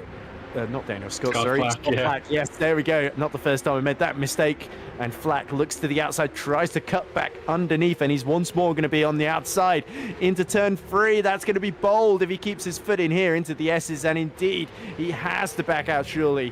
And Menno keeps the position for another lap though, but you can tell Scott Flack is faster. Absolutely, yeah. He has the time advantage. 144.3 compared to 144.5. So 0.2 of a second on the last lap. Of course, yeah, with the slight battle, you have to take that into account. Oh, that could be curtains now for Menno Clont. He's slipped out of turn 11. Scott Flack now pulling out to the inside. He has DRS. He has the chance to break a fraction of a second later to make the position his. Unless Clonton hanging around the outside for one corner. Almost. Just got to hang on in there a bit longer. Yes, it is done. Scott Flack. He's got himself another shot at points. P13. Very good, to say the least. And of course, it's taking a point away from Multiforce, which means instead of gaining 8 points on Netrex, they would gain just 7. And can Murray Watson make the damage even less severe by passing Jason Muscat in these final 3 laps? We'll have to see. Moynier is not giving up on fighting for the lead. He's set personal best lap of the race, 142.9. A tenth quicker than Andrzejewski ahead of him, but the light is starting to fade for Kings Racing here. Parallax Volpino are on course for their first win of the year, and what a well-earned win this would be for Andrzejewski, who's worked so hard for this ever since he arrived in Barcelona at the midpoint of the season.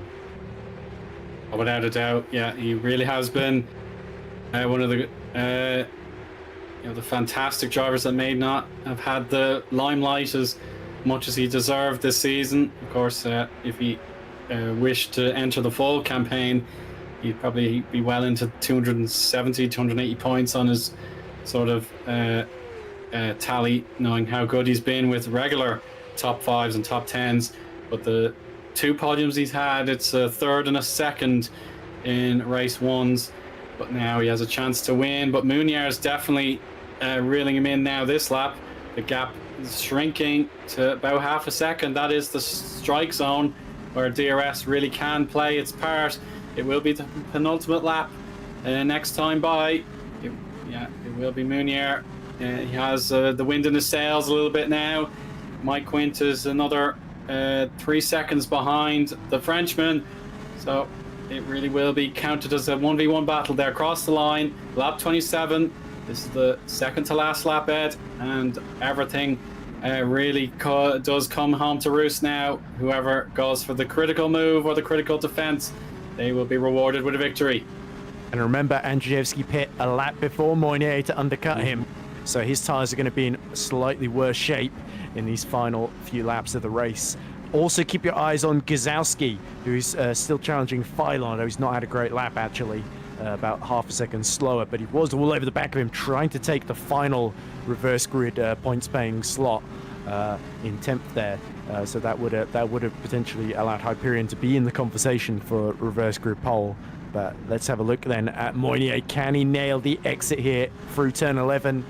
He's certainly going to get DRS, but that Parallax Volpino is pretty slippery in a straight line. Can Loic Moynier outsmart Andrzejewski, steal this victory, cruelly deny the pole his first win? He's got the run into turn 12, and the defensive move right to the middle of the road goes Andrzejewski, and all the rear starting to hang out. Both of them are starting to run out of tyres here with just one more lap to go. And oh dear, that was Gazowski, I think, going for a move on Phylon, and Hamming and Muscat swapping positions then. So it looks like Frank Hamming has been passed by Ivanov and is now really starting to struggle. Oh, that could be big, without a doubt. Ivanov getting by for a position there. It may not matter for the Drivers' Championship. Scott Black has passed Harry Smith. So goodness, crucial. yes. Top 12 for Scott massive. Black. What a performance. But he's not too far off that Gazowski battle, actually. It'll be frustrating he didn't get through earlier with the pace he's got. But here we go. Final lap of the race, and Moynier is 2/10 then behind Andrzejewski. It's all or nothing here, Eoin. Yeah, Loic goes very, very high. He wants to use the... and he's taken it. He's got it. It's a slide for Pavel, losing a bit of his traction, but not enough to decide the race one way or the other just yet. There is one last glorious opportunity for counterattack, but it's the build-up. It has to be absolutely perfect now, or else Mounier will break away and absolutely crush Parallax's dreams today. Half a second now, he's pulling clear, but this has to be it. He's got to nail turn 11 and get DRS ASAP. or else this will be victory for Kings Racing and Loic Munoz. Here we go. It's about 7/10 as they reach the DRS line now. This is it. Yeah, Mike Quint sliding a bit in the background as well. He knows the championship is about to be sealed in the drivers for himself. But look at this. Andrzejewski does that a little bit too far back. And now surely the only thing that can give the win to him now is a mistake from Loic Munoz. And Munoz bided his time, waited for that final lap to make the move. And you've got to feel just a little bit for Andrzejewski, because he did such a superb job, and the win is going to be just out of reach. Like I say, cruelly denied there, but you can't take anything away from Loic Munoz and Kings Racing, because they have managed this to perfection.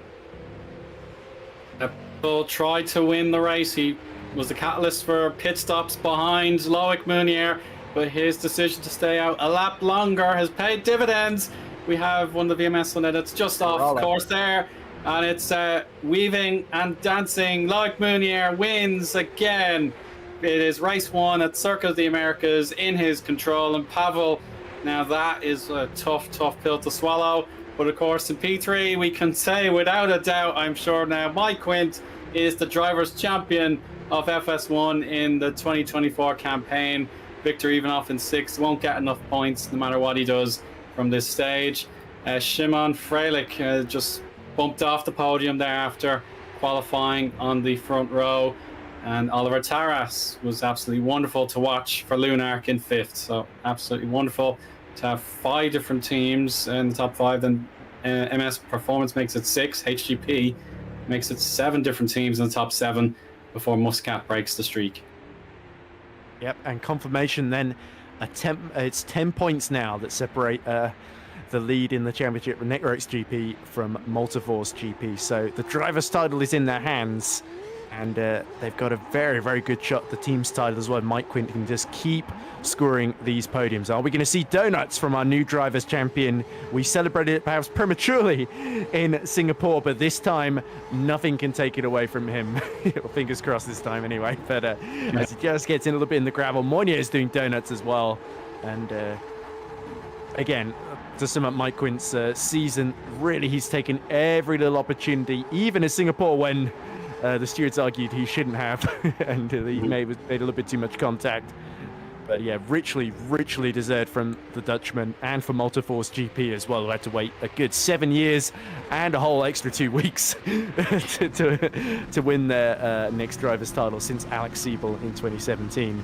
And yeah, Mike Quint is going to be deservedly over the moon, going from 7th on the grid to 3rd after it was that first stint that really made the race for him. Fantastic move on Freilich, and getting Andrzejewski in that battle as well. He sort of let the 2 leaders go, I think, at a certain point, realized he was better served just trying to hold off Freilich and not cheering for his tires. But certainly he did absolutely everything that he needed to do. And yeah, like I said, the focus now well and truly is on that team's championship. And you never know, depending on how race 2 goes, depending on what the draw is, we could well see Multiforce leave maybe right next to or potentially ahead of Netrex GP then by going into Interlagos, which would be absolutely tantalizing. It will indeed be, Ed. So let's run down our order of the results. Provisionally, of course, it's Loic Munoz, the victor of race 1 here. He takes the spoils, and he really did break Pavel's heart there. He tried everything he could with that tire strategy and racing for position. Mike Quint there, the champion of 2024. He is P3, so he'll get a trophy as well. Freilich, Taras, Ivanov, Hamming, Muscat, Watson, and Tylene have secured top 10 finishes themselves. So yeah, reverse grid pole will be a factor in a short while. We have Mateusz Gazowski. He drove a solid race. Didn't get to see much of him, of course, but yeah, he did everything he needed to do in 11th. Scott Flack, 12th place. Really good cameo from him after his debut 2 weeks ago. Harry Smith and Menno Klontz are forced to sit back and watch in 13th to 14th, which could still play a big element in the team's championship battle. Mirko Lucchini with the switch to the soft tires, I think later in the stint, he got the final point 15th at Brody Lawless's expense. Daniel Scott, Phil Hauswick, Magnus Okenhag, and Jordan Weeks complete the top 20. And we've very strong finishing rate here with Ben Willis 21st, Philip Servinski 22nd, Liam Sweetman, David DeVries, Thomas Jack, and Ben Skinner all made the classified 28 laps. Jonas Corrala had trouble in the early goings, and he ends up with 1 lap off his mark there, getting lapped at the end. Philip Koenig crashed out at turn 1 on the run down to turn 2 and did not finish. So mixed feelings there for Griffon. One car in 4th place and the other did not finish. So there we go, Ed. We have our champion.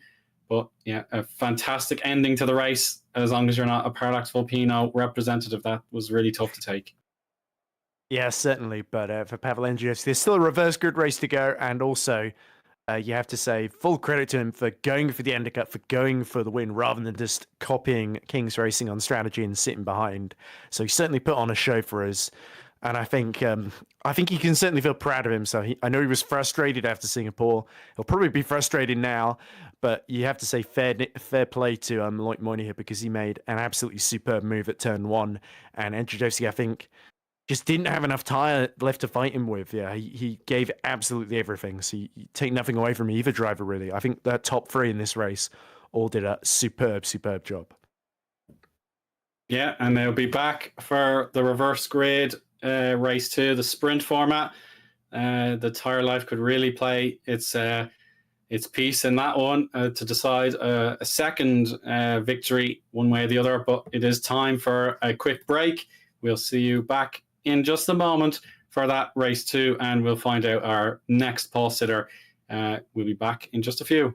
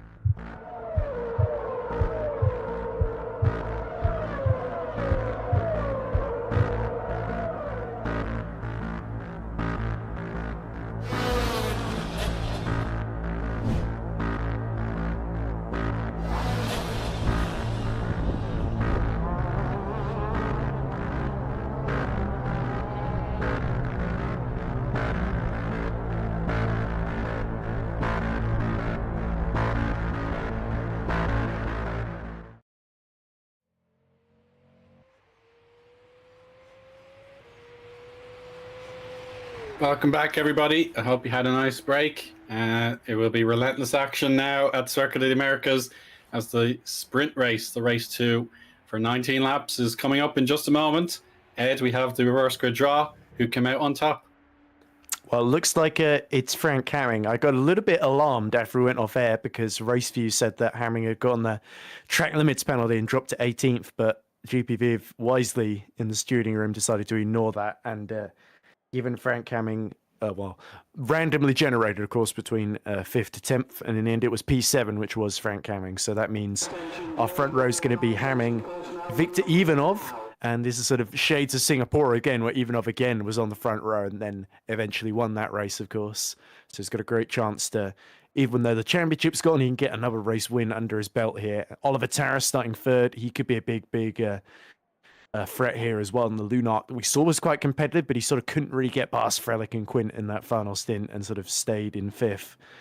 And then Andrzejewski, another chance to win it from sixth as well, along with Moynier down in seventh then. So not the biggest reverse group, but sort of middle of the road, essentially. So could be very, very interesting. And Hamming looking for that second win of the year, of course, as well. Yeah, of course. It would be an element of certainly excitement if Hamming can repeat his trick from several years ago. If he can win this race too. Certainly has the know-how if he can put it all together. So 4 years ago. He's got to remember 4 years back as well. But yes, exactly. Different cars as well. So I'm not sure how strictly relevant that experience is going to be. But certainly let's also... We've just been congratulating Mike Quint on winning the Drivers' Championship officially, but there's also the Teams' Championship battle that's still raging on, isn't it? Between Netrex and Multiforce. And I'm pretty sure it's 10 points between the two teams, if I worked it out correctly, with Scott Flack got past both Menno and Harry at the end in the two different teams respectively, so it doesn't affect the overall point score since he got past both of them. But yeah, we still got a 28-car field looking to do battle here. And let's have that rundown as our formation lap is well underway. Frank Hamming ahead of Victor Ivanov. Oliver Taras, very strong showing from him. A highlight reel ahead of Szymon Frelich in fourth. Mike Quint, our champion, is fifth ahead of Paweł Andrzejewski, who wants payback on Luc Mounier for the last lap change of hands. And then P8 is the other HGP of Jason Muscat. Amari Watson has work to do for Netrex in 9th. Lucas Tylene is 10th with Guzovsky and Flack 11th and 12th. Then we have the Netrex and Multiforce head-to-head again with Smith ahead of Clont. Lucchini versus Lawless for 15th to 16th. We want to watch too. Daniel Scott leads on Hausvik there, 17th and 18th. Magnus Ockenhag wants to try and move his Lunark up the order with Jordan Weeks starting 20th. Ben Willis in 21st. Also want to emulate his teammates' work with Philip Servinski 22nd, Liam Sweetman and David DeVries 23rd and 24th. And then our final four participants for race 2, it's Thomas Jack, Ben Skinner, Jonas Coralla and Philip Koenig, who was unfortunate to retire there in the other Griffon, but he have his second chance to pick up the pieces and push on with his obvious skills and belief. So yeah, this will be a very, very exciting opportunity for different drivers to stake a claim here. Ivanov, of course, just behind Hamming there. He knows he could probably let off a bit of steam and go for the victory for his own CV, I suppose. Make sure he can pick up as many winners' trophies as he can in a very successful first season with MS Performance. But yeah, he'll really want to give a good showing here. But Hamming in pole position with the reverse good draw, he wants to prove a point himself. Yeah, it looks like most of the field going for hard tyres, but don't be surprised if there's a couple of outliers, like Mirko Lucchini, for instance, who did very well in the alternate strategy on the softs in race 1. But yes, watch out for... Even if he wants to win this race, he needs to make sure Taras doesn't get past him this time. We know how quick Oliver is, and Frank Hamming is just going to try and control things from the front. So we have our hold with the red lights, waiting to see who can get the best start. Waiting and waiting just a bit longer. And still holding, still holding. Well, we got caught out last time, didn't we, Eoin? Yeah, we did. There we go, away. Ivanov looks strong on the getaway so far. The second phase should be in his control as well. Side by side there, Taras has to watch Frelich on those red striped tires, the softs. He really wants to pull out a lead now. Ivanov's celebrations could be short-lived with Frelich up 2 places again. Pulling ahead of Paul Sitter-Hamming through the S's they go. Quint versus Mounier. Mounier, I should say, sorry. And then there is Jason Muscat watching along. Andrzejewski is P8. There we go. Very, very physical between Mike Quint and Loic Moynier. Quint just getting through into 5th position, but horrible start from Frank Hamming, dropping from 1st to 3rd. He just did not get off the line well at all, as Ockenhaug is going for one move. Can he make a double move? Oh, nearly hits the back of Luca Filin there, and round goes his teammate Brodie Lawless at turn 11. Yeah, really good job there to get ahead of Lawless. Now into turn 12 they go for the first time, and you can see there's the Hyperion in the background looking for a move. Gazowski, I think that will be, versus Ockenhaug. So marvelous work there from Magnus to get his car into the points now. Side by side, Watson and Tylene, that's got to be one to watch, with Menno Clont kicked out of the points as a matter of fact. So this is Netrex's advantage thus far. Yeah, and those on the softs, Frelick, Ockenhaug and Lucchini, as I predicted earlier. So Ockenhaug making good ground. And he's got to, because it's very likely you're going to have to make another stop to get to the end on soft tires, essentially. Frelick, it needs to clear Ivanov and just disappear into the distance. The gap 1 second exactly almost. So Ivanov is doing very, very well to try and just escape the pack. This is exactly what you said he needed to do, Eoin. And it's playing out MS Performance's way at the moment. As look at this, Filin sees that must be not Oliver Tarras, it's Ockenhaug that's got the better of him into turn 1. There we go. Another fantastic move from Magnus on those. He used the alternate strategy in race 1, and he's sort of doing it again here. Yeah, so I suppose the drivers have that intel from race 1 that they want to apply again if they're comfortable with the approach. Frelick has to stay within 1 second to get the DRS benefit, and he'll have to make the move pretty much rapidly. He's closed. He was 2 tenths quicker in the first sector, and the gap is all just hovering around that second margin. I think Frelick might just have been within DRS zone when they went to the detection point. Was he? No, he wasn't actually. And now Frank Hamming is right all over the back of him. Of course, lap 2, so it doesn't quite open until start of lap 3, doesn't it? No, I think they changed the rules. It's lap 2, maybe. It is 2. It's 2. Yeah, it is 2. No problem at all. So Frelick, this tire offset strategy, he really does need to get the heat into them now, or else he'll be Hamming taking his chances at an overtake. Perhaps sector 3 will be kinder to the Griffon. And now, Ivanov still holding on to that advantage. He may be growing, as a matter of fact, so we'll get a real snapshot of what the lap times will be. Crossing the line now. Yeah, a big gain there for Victor. 143.7 defeats a 144.1 quite solidly there. Now Ockenhaug, he's showing us how it's done. He goes the long way around Amari Watson. That's beautiful. And we now have Lunark really on the ascendancy in this second race. And then Pavel Andriuski still stuck in 8th place. He's got to watch his back to see what Magnus will plan next. Yeah, so Ivanov, the only driver in the 143s at the moment, everyone else in the 44s, and Ockenhaug, very, very strong in the first sector on those soft tyres. So, Simon Frelick, even on those softs, he's got no response to Ivanov, and I wonder if Griffon are already thinking about conserving those softs to either go longer before they have to make their pit stop, or to try and maybe even get to the end of the race here. Or the track temperature is still 50 degrees. I think it's a bit of a long shot now. Ockenhaug's having a go. Andrzejewski, the man who led for so long in race 1, sees Ockenhaug fly past him. And look behind, is that Watson under attack from Filin? It is. Filin trying to go around the outside and get the inside into 13. And the KKR still alongside the Netrex GP. Watson knows that for the team's championship, he needs these points, cannot afford to fall at the first hurdle against Luca Filin, and he just hangs on to the top 10 by the skin of his teeth. And with Harry Smith down in 15th, everything depends on Watson right now. It really does, without a doubt.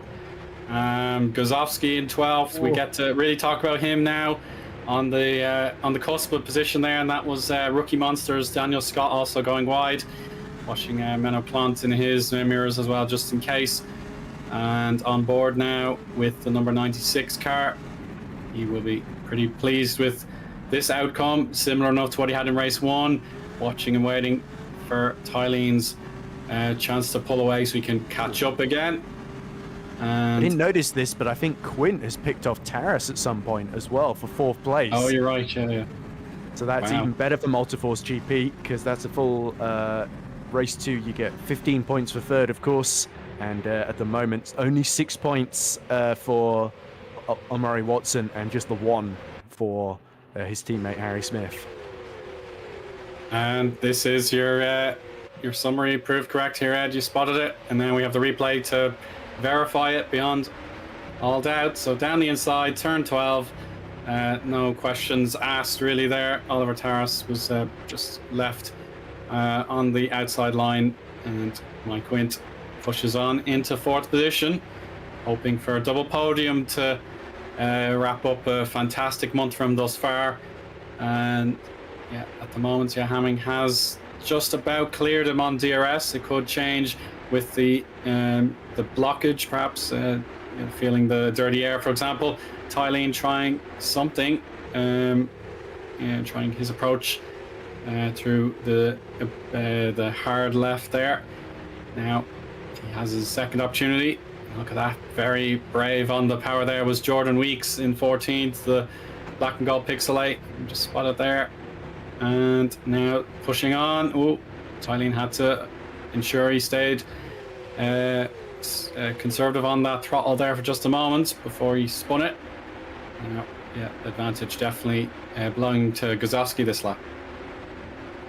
Yeah, certainly Gazowski continuing that impressive form that he showed. He nearly got Thailand, didn't he, at the end of race 1.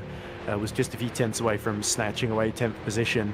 And now he's up to 11th, and he's going to try and spread the pain to Omari Watson then. So Watson has got to stay within DRS of Andrzejewski to help him out here. Now, the good news for Andrzejewski and Watson is that Ockenhaug, we saw how much he struggled with tyre life in that first race, didn't he? He had to do another stop on the softs. 2 stops in race 1, which is pretty unheard of in FS1. So I'm very, very doubtful that Ockenhaug is going to be able to get to the end without stopping. Frelick, I think, might be able to. Lucchini, another maybe, but he's a little bit further down and not really an immediate threat to anybody apart from maybe Luca Phelan at the moment.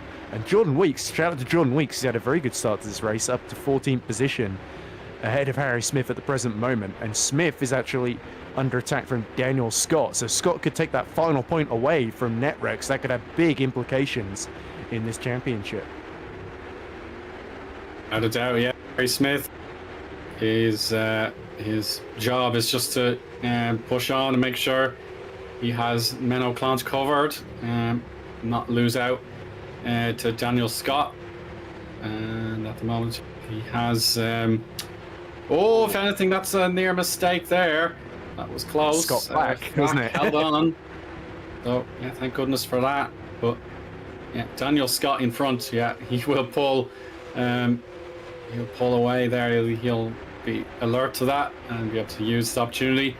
Eoin Hausvik is in the slipstream of Clont for the time being, and of course Brody Lawless in P20 also interested in what happens next. There we go. Still strong runnings. Everyone is accounted for in this race too. No retirements yet, and yeah, we'll just have to wait and see how the differing strategies come into play. Certainly those alternate soft tires, they're going to start to feel it in about 5 or 6 laps from now. So if they're wanting to make a bit more progress, then they need to get moving. Yeah, Menno struggling so much would be a much bigger issue for Multiforce if Netrex weren't struggling so much themselves in terms of staying in the points. But this is what happened earlier when he was ahead of Kill Hausvik, and I think, just right over the curb at turn 19 there, and everybody following almost in sympathy behind. So Menno sort of got away with that one, but Kiel Hausvik looking very, very threatening indeed. We've seen how much of a force he's been at points this season, as here comes David De Vries. It's not been a great day for VMS after that qualifying, hasn't it? And he's just lost it at the S's. And just about collected it up without hitting Liam Sweetman there, but Sweetman really had to take the decisive action there. And David De Vries got going again, down in 28th position on those soft tires. So yeah, he had the best tires as well, so they're not going to last too much longer, those softs, if you drive them like that. Yeah, I'm afraid not. The track temperatures remain stable at 49 degrees Celsius, and that will really that'll really punish those soft tires the further they go. Whereas if it was a cloudy day or maybe even rain, we know rain has struck the Circuit of the Americas in the past, and that can definitely cause a lot of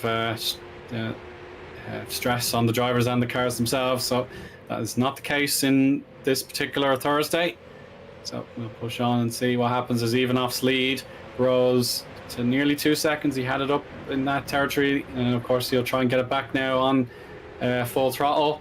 So he's past the DRS line. That plays no effect for Freilich in second position. Frank Hamming in third place does have a dose of the DRS, but he's not close enough either.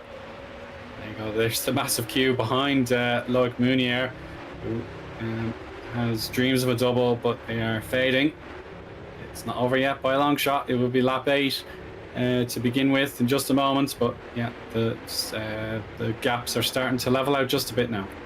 Yeah, and the soft runners are starting to lap very similar lap times to those on the harder tyres. So Freilich 1:43.9 last lap out, Eoin absolutely flying 1:43.4 to build the gap to, like you say, 2.3 seconds. Hockenhaug 1:44.2, which is the same as Muscat ahead of him and Andrzejewski behind him as well. I think actually Hockenhaug was trying to make a move on Muscat, and Muscat immediately made it back through the previous lap as well. So it's quite a fluid situation down there. And if Hockenhaug and Lucchini have to make another stop, then that's really, really good news for the likes of Scott and Flack, and indeed Harry Smith, who's struggling to hold on to that final point spot as well, because that could potentially give them a chance, unless, of course, Hockenhaug and Lucchini can make up those places once they've made their stop, of course. But yeah, Hockenhaug doing the damage in that first couple of laps has sort of started to plateau a bit in terms of his pace, but look at him sliding around behind Muscat. That car doesn't look as on rails as it did in the first few laps, and now he's starting to feel the pain of this choice, as indeed I believe is Simon Freilich, because Hamming has just been relentlessly all over the back of him the last couple of laps, and he's dragging Quint and Taras with him as well. Yeah, that's definitely proving to be the case. Andrzejewski will look into making his move very soon. There we go. With Mike Quinn's point of view now in fourth position, he will hope to jump Freilich if he makes his pit stop soon, with lap 10 being the halfway mark. That would be a time just to think about making the switch and get another pair of softs on to try and repeat the trick from before. I think Freilich is definitely saving tyres though, so we can't rely on him jumping into the pits. Hockenhaug and Lucchini maybe, I think he's going to come in. Lucchini, we did see, was able to do, what was it? He was one of the drivers that, well, actually he did nearly a full race distance, did Lucchini, and indeed Frank Hamming on the hard tyres, respectively, doing different strategies. And in comes Hockenhaug, as expected, after 9 laps. So yeah, the lap times are really starting to struggle, and we should expect Lucchini in before too long as well. But that means he's got to do another 10 laps or 1 lap more on his next set of soft tyres, unless he plonks on the hards here. Yeah, we'll keep alert to see what his decision will be for his second stint. Back of the field now as well, so he wasn't really able to pull a huge gap, and that might make Lucchini more likely to just stick it out, and especially Freilich, knowing that you come out here and look at it, he's about, what is it, 8 seconds now behind Liam Sweetman then, so, and even then that's a lot of cars he's got to fight through, over 10 cars to get back into the points effectively, Magnus Hockenhaug. Absolutely, that's no mean feat. Once he perhaps catches up to Ben Willis, as long as he stays on his lap time targets, then yeah, he will start to enter some DRS trains, and that would be really difficult to overcome. Checking out Frank Hamming's onboard here, and his chance to battle Freilich is coming ever nearer now. Staying. Yeah, not a good last lap for Eoin, 1:44.0. Yeah. So 3 tenths slower than Freilich, 4 tenths slower than Hamming, and then we got Quint going even faster behind. So yeah, this is another 4-way fight for the win, it seems. Potentially Taras in there as well. Yeah, Hamming, he did hit some of those curbs on the outside just to keep the device or the division between the racing surface and the runoff. That can be a risk of a spin if you get that wrong, but that was not too bad from Hamming. He made sure there was no threat of a mistake there, and he'll be pushing on, see what happens. His gap over Mike Quint behind, he's lost a little bit of time, but it should equalize a little bit once he gets his second run on DRS in the pursuit of Freilich. He is closing him down just a little bit. And we'll see Fastest now. laps of the race, by the way, for Moynier and Andrzejewski. And Moynier briefly took it, and Andrzejewski went a couple of hundredths quicker, 142.977. And Andrzejewski follows that up with a purple first sector. So now Ockenhaug is out of the way. He's got lots of space, 1.2 seconds to Muscat, in which he can really set quick lap times here and pull away, finally, from Omari Watson. Yeah, he really wants to get his gap over Omari. That would be great if you can get the next lap close to those 142s, low 143s as well. Here's Jordan Weeks. He has a look at Lucchini. He has to stay high though for turn 13, unfortunately. Maybe he can rebound it to 15. It'd be another, well, be left-hander this time. No Look such how luck much there. Harry Smith got held up there as well by Weeks. So, yeah, Weeks not being able to pass Lucchini, who I think is really starting to struggle on the soft. So it was a 144.3 last lap round. Weeks a tenth slower, which is the sort of lap time you set when you're stuck behind and sort of you're having your pace dictated to you by the person in front then. So that, again, this is sort of DRS train behind Lucchini, who is starting to lose a little bit of touch with Luca Filan just 8 tenths ahead of him though. But yeah, now Harry Smith has got a chance to jump Jordan Weeks in this queue if he picks his moment, and he's already on course for 2 points now that Ockenhaug is out of the way. Thomas Jack and Brody Lawless. Brody Lawless is retired, sorry, but Thomas Jack is making a pit stop for Rookie Monsters then. So we are seeing even some of the drivers that started on hards really starting to struggle as we go into the final 8 laps of this one. And that's it. We don't have the luxury of time in the sprint in comparison to what we had just a little while ago with the feature race. And movements need to be conducted soon if you can manage it. Harry Smith, of course, one such driver who really does want to take every single point that he can for his team. The Netrex, pairing, they've been absolutely inseparable this season. They've been here each and every time. Certainly in Harry Smith's case, he's been fighting off a small illness just to make sure he could be ready for Singapore 2 weeks ago. Now he's hopefully back to his best, and he's chasing down Weeks' car and staying as close as he can, but it's all really part of the train. You can see Lucchini in the foreground there. He wants his fortunes to change in the pursuit of Thailand. Fastest lap of the race for Ockenhaug, down in 25th position, trying to make up the 4.7 seconds to Filip Savinski ahead of him. Live championship standings, by the way, with Mike Quint getting 13 points for 4th, and Maury Watson getting 7 points for 9th, and Harry Smith getting 2 points for 14th. That would essentially be a 4-point gain for Multiforce, which would make the gap exactly 4 points going into the final 2 races then. So if Mike Quint can maybe get through on Hamming or Freilich, then that could be enough to get them just within even more touching distance, essentially. Or if Harry Smith can pick off Weeks and Lucchini, that could maybe limit some of the damage here and get the gap close up to 5 or 6 points, essentially. Yeah, exactly. Yeah, just to find a few extra points for his team. Yeah, by all means, he has the duty now for Multiforce to lock in a few points with Menoclon sitting 18th. He will not be able to back up his scores in race 1. So this will be really important now if he can find another top 3 result whilst keeping Oliver Taras behind. And of course, Munier bit anonymous in this race compared to the victory he claimed in race 1, but yeah, he's still in contention. Move for 15th. Final points has gone away from, briefly was taken away from Daniel Scott by Scott Flack until Rookie Monsters' Scott was able to get back through and beat Pixelate's Scott, essentially. So there we go. So a good little battle there. And Scott Flack denied after getting that top 12, wasn't it, in race 1.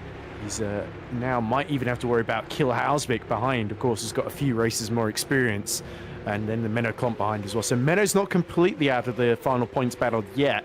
But at the moment, these three have got it pretty much to themselves with Harry Smith a little bit up the road. And look how defensive Daniel Scott's getting here.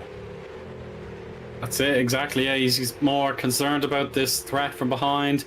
He will lose track of Harry Smith in the time being. Maybe he'll be relying on support from his teammate Weeks to maybe block Smith for a little bit and make sure that the gap doesn't grow too large.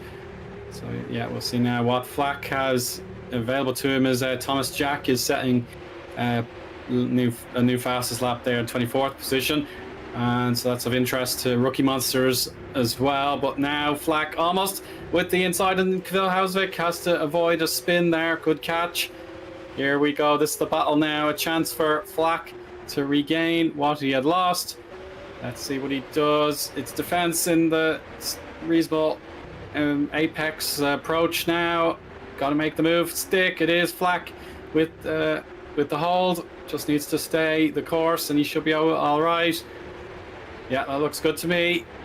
And Flack is back. Lucchini really struggling. You saw Harry Smith had a little look at Jordan Weeks there into turn 12 as well, and wasn't quite able to put it off. But Flack, as you say, has secured that final points bank position from Daniel Scott, and Scott now is really going to struggle to stay with him in these final couple of laps then. But Lucchini, luckily then being saved a little bit with the DRS from the back of Gazowski, but the softs are not quite as in a good nick. He's done well to save them as long as he has, because he's sort of avoided having to make the stop like Ockenhaug has, because that's just given him so much ground to make up. He's up to 21st, about 3 seconds behind Ben Willis.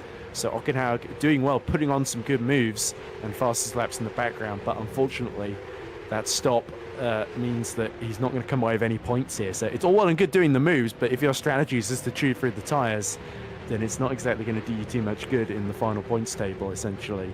And Simon Frelich, I think, very, very aware of this, using the softs to sort of keep position, keep group. He's very, very good at this, is Simon Frelich. Ivanov can be pretty good at this as well. Remember, this is what he used to finish second to Hamming at Montreal, wasn't it? He was able to use the soft tyres, stay within DRS of the car in front, and then defend from whoever was behind when the tyres started to die in the final stint. But this is going to be where it gets really tricky for both Lucchini and Frelich in their respective trains here, because Hamming and Quint are going to be so much more confident in some of these corners with the rear end, whereas Frelich is just going to be tiptoeing on the throttle, and it looks like Lucchini is fighting away with Gazowski. Yeah, we'll join that battle right now. Let's see. Lucchini's through. Oh, wow. Yes, great pass, to say the least there. The Hyperion lost all of its momentum there into turn 13. And it's a chance for Lucchini to pull clear. Harry got ahead of Jordan Weeks as well. So it took a week and a day to make the move, but he's done it. And that means it's only going to be a 5-point... the gap in the championship has increased from 4 points to 5 points as Kill Hausvik goes up the inside of Daniel Scott, who's really struggling with tyre wear, and 100 to 1 are now just 1 place away from the final points paying position. But look at that gap, 1.3 seconds, 2.2 seconds that Kill Hausvik's got to make up, and Scott Flack fancies a counter attack then into turn 1. How late will the Rookie Monsters break? Kill Hausvik turns in from the outside, and now Menno is going to get alongside in that Malta Force. He wants that 17th position back.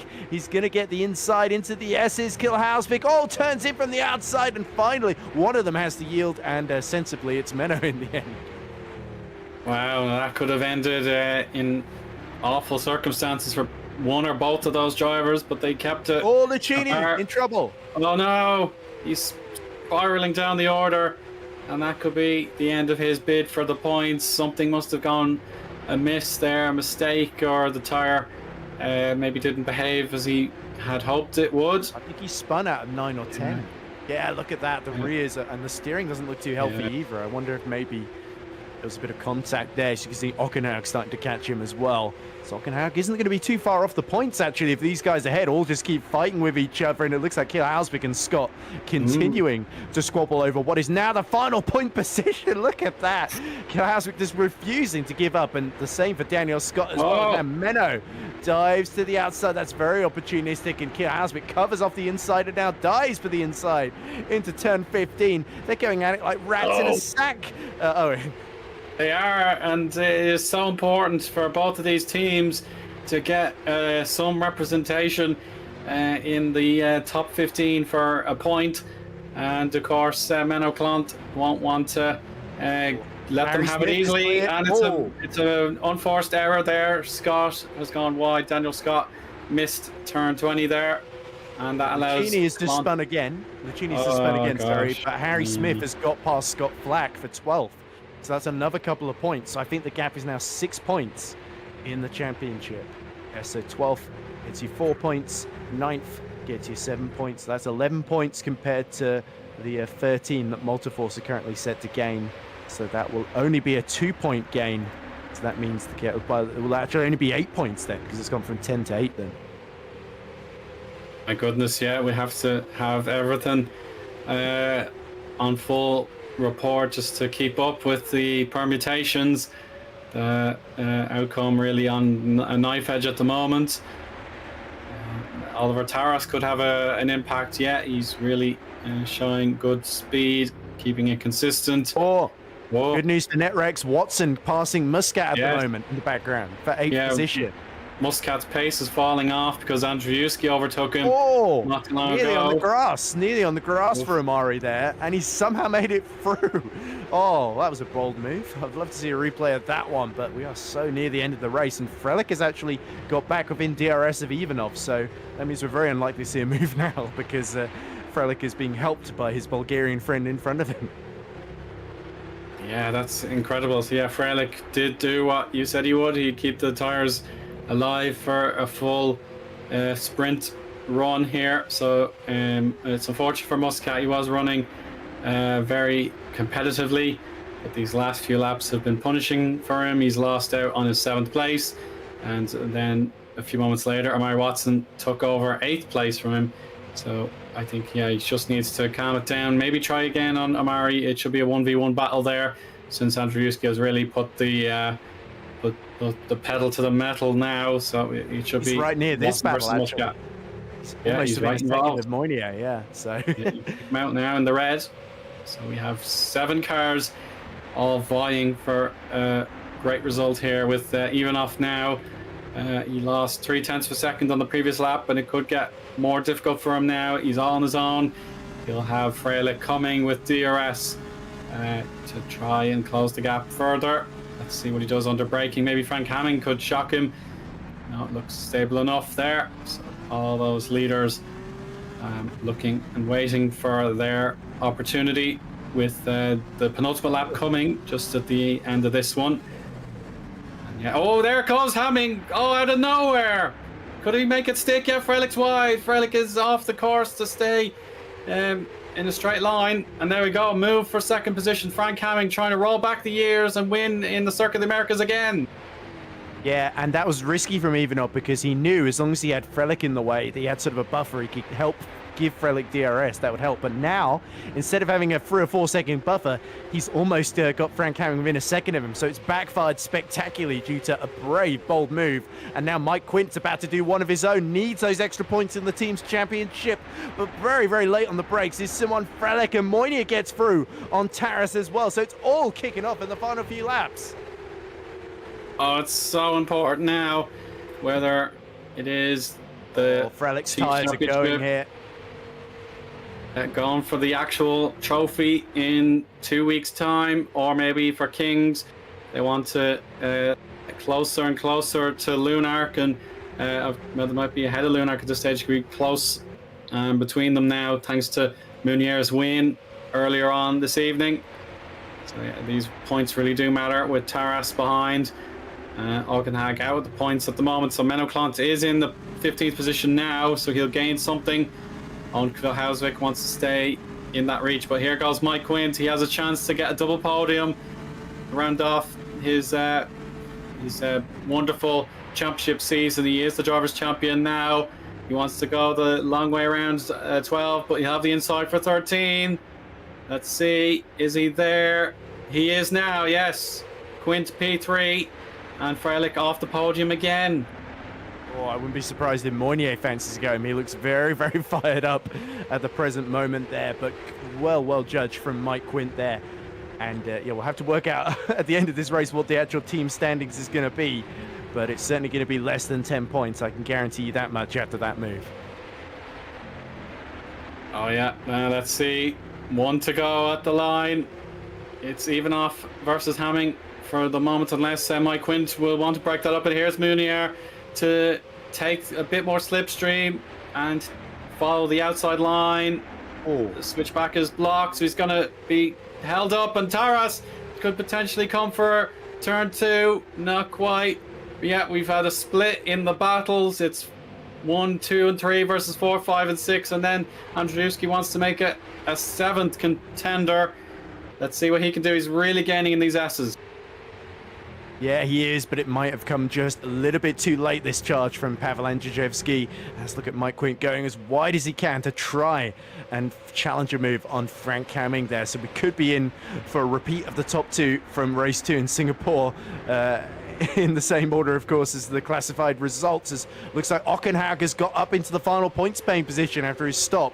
So great recovery from the second Lunark, with Taras looking good to finish 6th or maybe 5th if he can get the run on Moynier. Frank Hamming going for the move with the DRS on Eoin into turn 12. Is there going to be enough space? Oh, they just bump ever so slightly, and Hamming has got the inside for 13, pushes him wide. Now Mike Quint is going to get through as well. Oh, so Hamming in the lead, and now Mike Quint going up the inside as well. Oh, it's too much to bear. It's so exciting, and Taras dives up the inside of Freilich along with Moynier. Yeah, it's like we're going oval racing here in Texas Motor Speedway rather than Circuit of the Americas. It's inside line for Taras. He wants to block Freilich, and he's gone off the course into the barriers. He won't score anything with his rear wheel off, but we transfer over to Frank Hamming, who wins just like 4 years ago. And Mike Quint has beaten his championship rival again. And Mounier, this go around, takes 4th position. That's a stunning ending. All sorts of action to conclude race 2. Menno Klont will profit as well as Harry Smith, of course, in the team's championship. Oh, Phil Hausvik for P15. He'll get 100 to 1. Another point. That's one to savour there. And that's so gutting for Griffon. Yeah, it certainly is. It did feel a little bit like there was a sort of alliance of convenience between Ivanov in the MS Performance and Freilich in the Griffon, with Ivanov deciding just to give DRS repeatedly. And in the end, as I said, it backfired. Ivanov really had the pace, I think, on those hards to just pull away, and he chose not to. He chose to play the strategic game, and Frank Hamming blew that plan out of the water. Fantastic. And he keeps up his 100% win record of beating Ivanov in North America in race 2s this season as well. So the Dutchman very, very happy with that, and it puts him well and clear into 3rd in the Drivers' Championship as well. Although the way he's celebrating, you'd be mistaken for thinking that he just won it with that one. But of course, there's the real champion just celebrating next to him, who was of course 2nd on the road, and that's a big, important 2nd place for Multiforce as well. And Hamming could be best of the rest if he's outscored Watson by the 1 point deficit. I'm sure it has been I think turned even around is in best of the Hamming's rest. favour. Let's be fair. Yeah. Should be enough, yeah. So here are the unofficial results after an incredible race 2, particularly the last lap at the front there. That was brilliant. It's Frank Hamming taking his plaudits now. He gets his first win since Canada race 2. Mike Quint, another podium there, runner-up, and he'll be very pleased with that. It really does benefit Multiforce in the chase for the team's championship. Victor Ivanov wanted to win the race. He did a stellar job from 3rd on the grid, I think he was. He had a super getaway and tried to win it from the front, but it didn't quite pay off as Hamming took it away. Mounier had to be composed in this race rather than going Harmon Tonks for victory. He takes 4th. Oliver Taras, again, a star showing from him. He's 5th. Pavel Andriuski in 6th position there. He'll probably feel sore that his race 1 result wasn't backed up.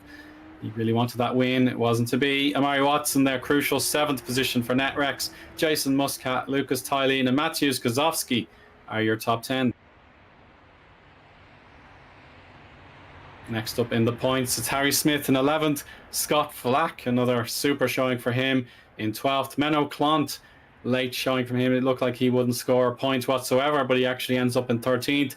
Magnus Okenhag is 14th. Great ending for him as well. On Phil Hausvik delivers for 100 to 1. They'll be thrilled with that. Daniel Scott didn't quite work out for him this go around in race 2. Shimon Frelich, we just saw him crashing at turn 19, so close to the finish, but he won't be classed as a finisher with the DNF beside his name there. Philip Koenig in the other Griffon in 17th as well. Thomas Jack and Ben Willis are your top 20. Then the remaining drivers who finished: Ben Skinner, Liam Sweetman, Philip Zervinsky, Jordan Weeks, and Jonas Coralla. Less fortunate there were Lucchini, Lawless, and De Vries. So none of those 3 drivers at the end saw it to the finish. So yeah, just the post-race analysis and the interviews to come now, Ed. So my goodness, have you ever seen the likes of that ending?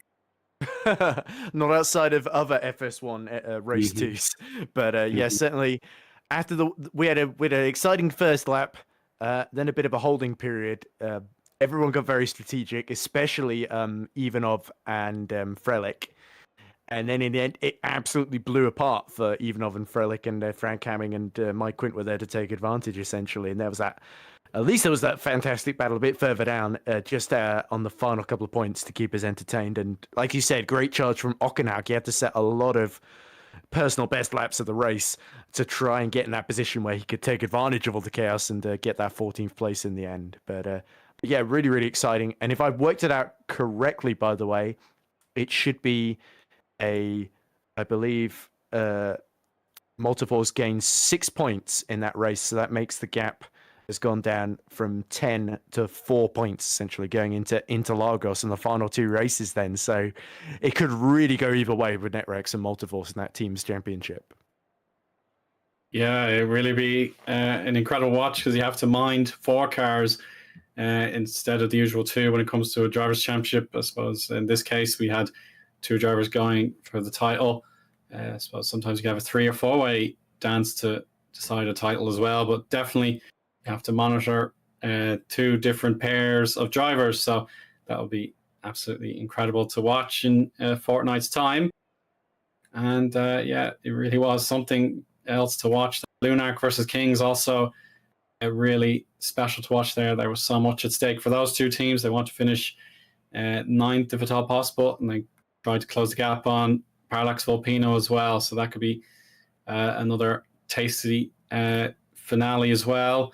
So yeah, that should be all for the trackside action. We can think about our interview segment.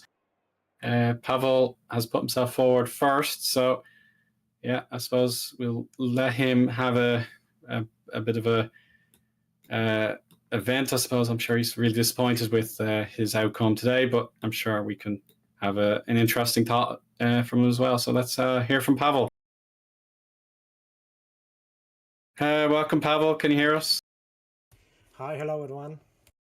Welcome along. I know 2 weeks ago you felt disappointment knowing the win was not gained by you, but I suppose it must feel even worse now with race 1. Oh, don't rub it in, Owen. I know, I'm sorry. I don't mean it as a rub in, but I just know it was tough on you, to say the least. Yes, this moment is definitely one of that hard to swallow pills. Unfortunately, I feel so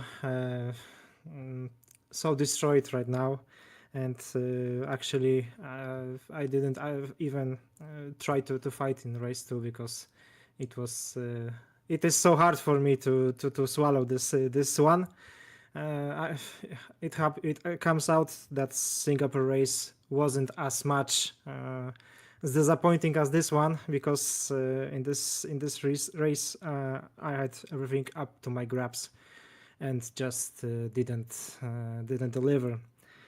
Yes, this is how it goes. I will definitely go over it. I will definitely accept this situation. But yeah, this is definitely a heartbreaking situation for me. Especially this was my last race in the season in Formula Sprint 1. So yes, nothing to say much. I suppose I do want to ask, you kind of initiated the pit stops in race 1. You dived into the pits, and a lot of people behind followed, so that left Loic on his own. So was that your exact strategy, or did you think I need to take a plan B here to try and win the race? What was your thinking? I knew that lap 11 when I pitted was the first moment that I can pit and drive to the end without much issues, because I've tested this. I knew that how long this hard tires will endure and how much can I push. Unfortunately, and I also watching the delta to other drivers. So if I wanted that I won't come out behind, for example, some DRS train, and this will destroy my track position even worse.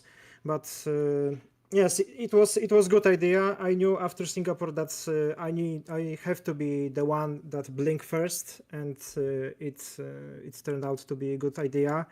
It was funny to see that nearly everyone was following my decision, and just a lot of cars were slotting into the pit lane, and Loic was left on his own. And as you saw, the undercut did work. Unfortunately, my tires didn't work up to the end. Yeah, I see. Ed, do you have any follow-up questions, or how do you feel about that? Yeah, I can understand. Yeah, because yeah. Okay, guys. I want to thank you everyone for participating in this season. It was a really good journey. From the first race I've participated in, it was in Barcelona. I actually didn't even predict I will go up that high in this order, because this first race in Barcelona was very, very surprising for me.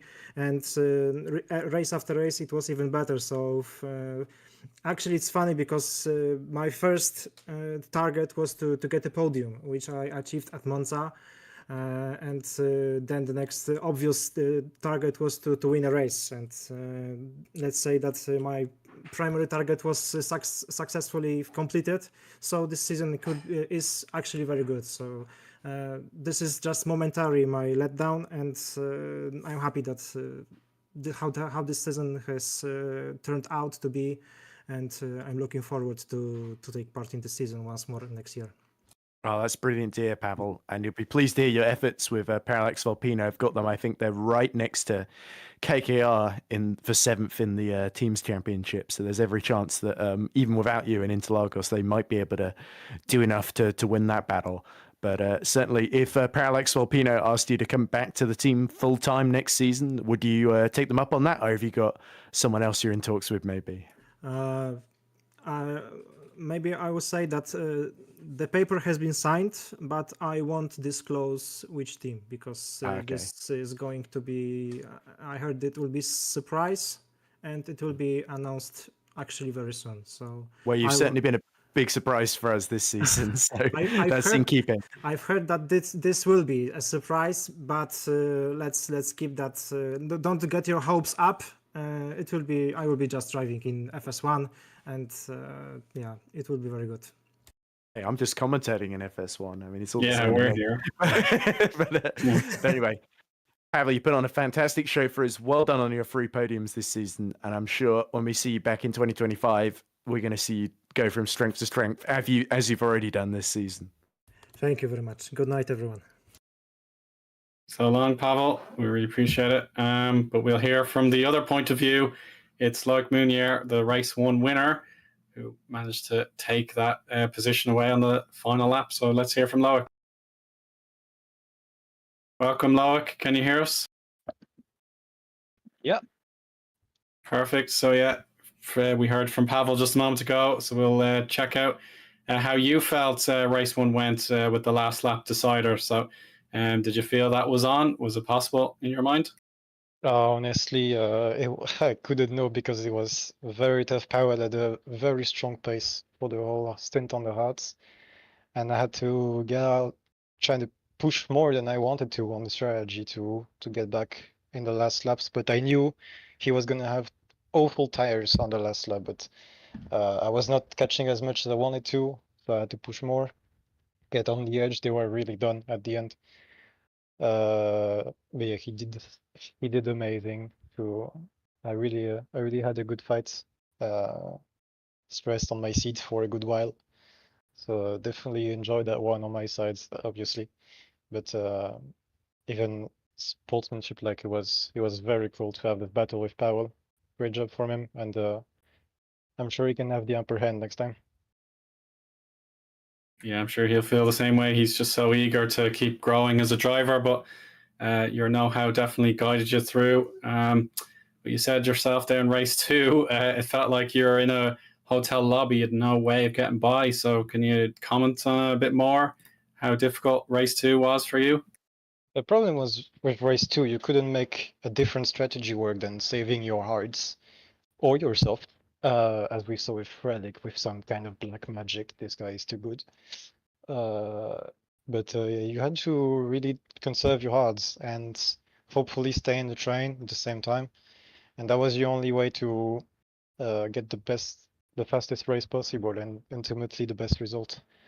Only the dying laps, the domino effect happens. You have Relic who's on the softs, they're really dead, so that it creates this whole thing. But without Relic, it's just no one would have, maybe one or two dive at the end, but nothing would have happened. It was a very long race, sadly for the wrong reasons, but it's this what happens with this kind of track where it's very abrasive and you have to make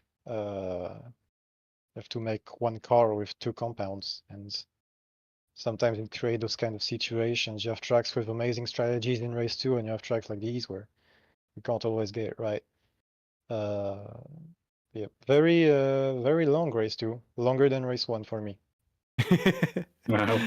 The laps don't bear that out, like, but anyway, I wanted to ask about that with the DRS train because it looked to me in race two like Simon Frelich on the softs was constantly getting DRS from Ivanov, and Ivanov to me looked like he had the pace on the hards to just check out because the gap was like 3 seconds at one point, and then he started to slow it down, got within a second of Simon Frelich kicking in DRS because I think he was worried that that group of Hamming, Quint, and yourself and Taras were going to catch him if he checked out up front. So it seemed to me like an unnecessary risk because what happened in the end was that Frank Hamming dived up the inside at turn 15 on Simon Frelich, got through, and then instead of being 3 seconds up the road or whatever it would have been, Victor Ivanov was basically a sitting duck for Frank Hamming at that point.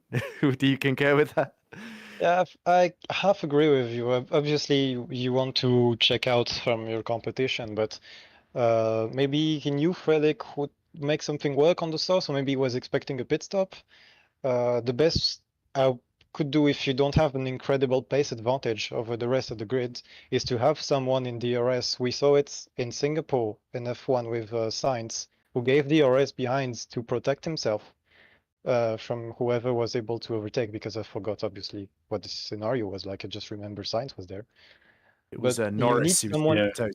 Okay, Norris from Russell. Yeah. all right. You need someone as a buffer behind you with DRS. You're far enough so that he's not gonna pass you or not even get close. But you need someone as a buffer with DRS to protect yourself from anything happening. And when they get past your buffer, this is when you can actually have the chance to yourself move up, whilst hoping that your buffer gives a good fight to get out of DRS. I think this is the strategy our driver went for today. So I guess out.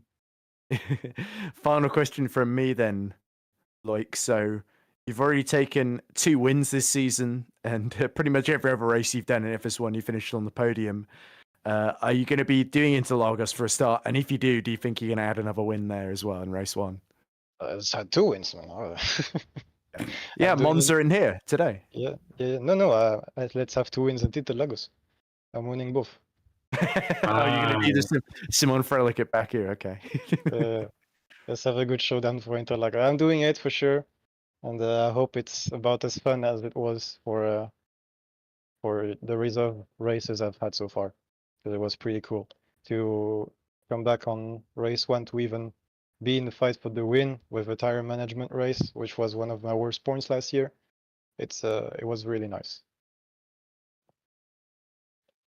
I do agree. It was really nice to say. It was really good to watch too. So, yeah, best of luck in 2 weeks' time, Loic. Thanks for the chat. Thank you, guys. Okay, look. And we're delighted to see Eoin Phil Hausvik has put himself forward again, and with good cause, with his 15th position in race 2. That helps 100 to 1 pull further ahead in their battle with VMS on it. So let's have a chat with Eoin. Hi, Eoin. It's been a while, but we're glad to have you back. Can you hear us? Yeah, I can hear you. Brilliant stuff. So, yeah, I suppose race 2 is where you want to chat first, as you got yourself your 15th point of the campaign. So, can you comment on what you felt happened in the end there? Did you get up to much battles?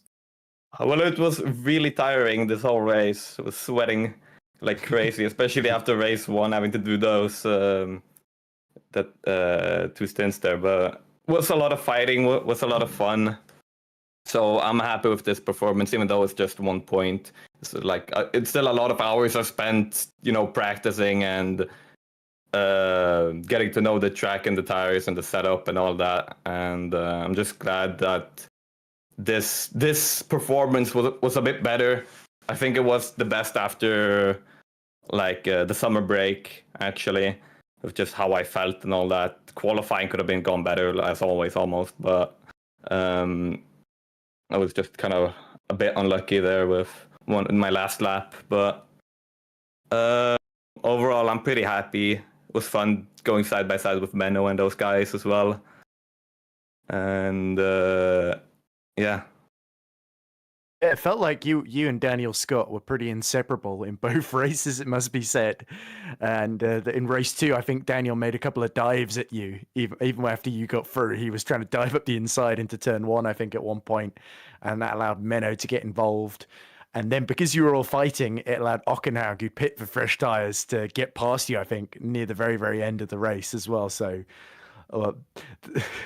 you must feel a little bit of frustration, Eoin, because you might have just about been able to hold on have you not had to fight so much with Daniel Scott in the Rookie Monsters car.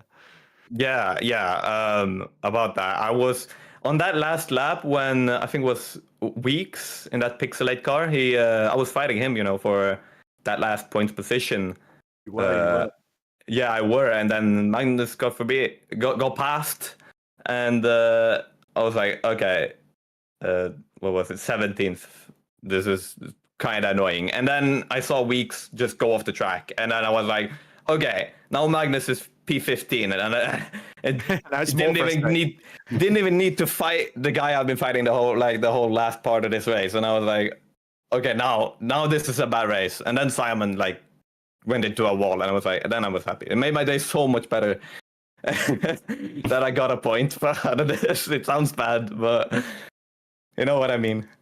No, you made the hard tire strategy work. A lot of people, on the softs and on the hards, had to make a stop just to get to the end of the race. So that really shows the progress that you've made on tire wear. Because I remember in the early part of the season when you joined 100 to 1, that was something you really struggled and had to get your head around. So the fact that you're able to always be there to pick up any advantage when there's these chaotic races and nab those last couple of points, that's a very, very good sign for the future. So 1 race to go, or 2 races technically in Interlagos to go.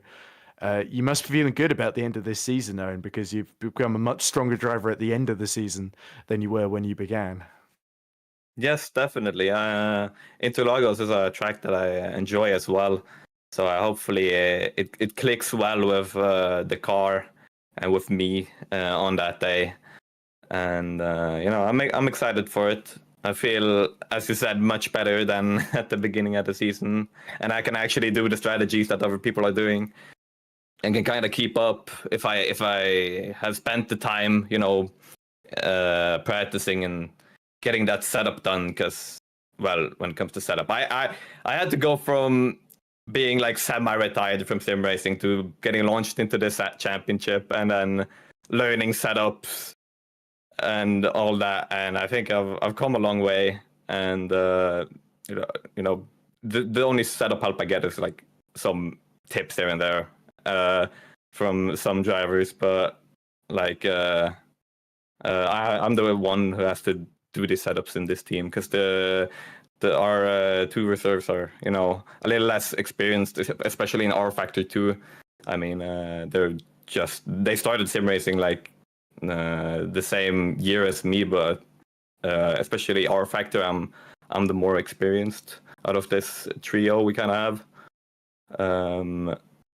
So yeah, there's a lot of preparation that I have to do like every race, because I learn that like every day with this setup system in this game.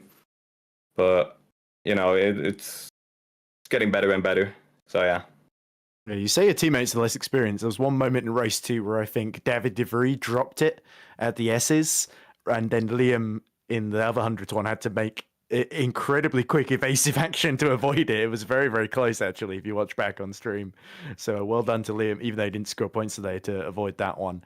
But yeah, speaking of VMS, it was so lucky, wasn't it, that Eunice Corral, who qualified, I think, 13th on the grid, well in the points, made a horrible start in race 1. And it was like, well, for you, that's our main threat in the championship dealt with. Yeah. So that means you've still got that, you've not only got a 10-point lead and 11-point lead going into Lagos. So there's every chance that you guys aren't going to finish last, which for a long time at the start of the season, Ben Constantine, I think, was really worried about that. And you've single-handedly quote unquote saved their season, I think is the way Ben has described it at points. So well done on that, because it's a tough, like you say, doing all the setup work yourself, it's a tough job, Eoin. But somebody's got to do it, and that somebody's you. All right. Yes, sir. I was really worried about that VMS up there. Like we were talking before the race, but like I'm praying on his downfall, guys. That's like Loki. But I saw him at the end of lap 1 go backwards. What'd you say?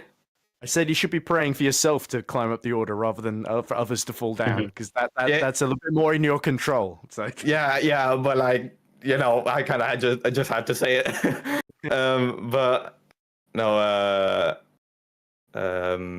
What I lost what I was gonna say.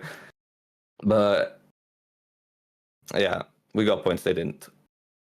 Yeah, there we go. Yeah, so that just leaves Sao Paulo. Yeah, I suppose, yeah, you're probably looking forward to the chance to prepare for 2025. So do you have any other closing thoughts before I let you go? Not really. He's all thought out. He's used it all on the track. Yeah. I'm too tired right now. Let me go to sleep. All right. No worries, Eoin. Thanks very much for your time, and get yourself a nice rest. Thank you. And that concludes the interview segment. Usually we let them drag on a long time to make sure as many people as possible can be heard from. But today we have a 3 for 3. Everyone who came forward had a chat. And that just all them in the points as well. So yeah, with all different points of view and point scores and all that sort of thing. So yeah, exactly, Ed. Yeah, that's all good. And that just leaves us now the season finale on Halloween night in Sao Paulo. Yeah, the main selling point will be the teams championship battle, as well as perhaps the fight for third in the drivers, and many other places also up for grabs as well. So yeah, do you think Netrex have got the advantage, or have they fallen off a bit and Multiforce could have the opportunity for the win? It was certainly not a great round for Netrex. No. To be honest, they didn't quite make the there was that big train for victory in race 2. They weren't really in it. Amari was a little bit too far back. A couple of things just didn't really go their way, and Harry Smith was constantly losing ground, it felt like, and then having to make it up again. It did at least beat Menno in both races, So there is that going for them. But up against the juggernaut that is Mike Quint, it is very, very difficult for them to sort of come out on top, essentially, because they've got to make sure they've got both their cars within a couple of places of Mike Quint, essentially. Interlagos should be a better track for them. It certainly was last year. I remember Carlos Martin won for them, and I think Harry Smith was pretty solid in the top 10 there last year as well. So it should be a happier hunting ground, but we know Mike Quint's just on a roll, and he's set the ball rolling.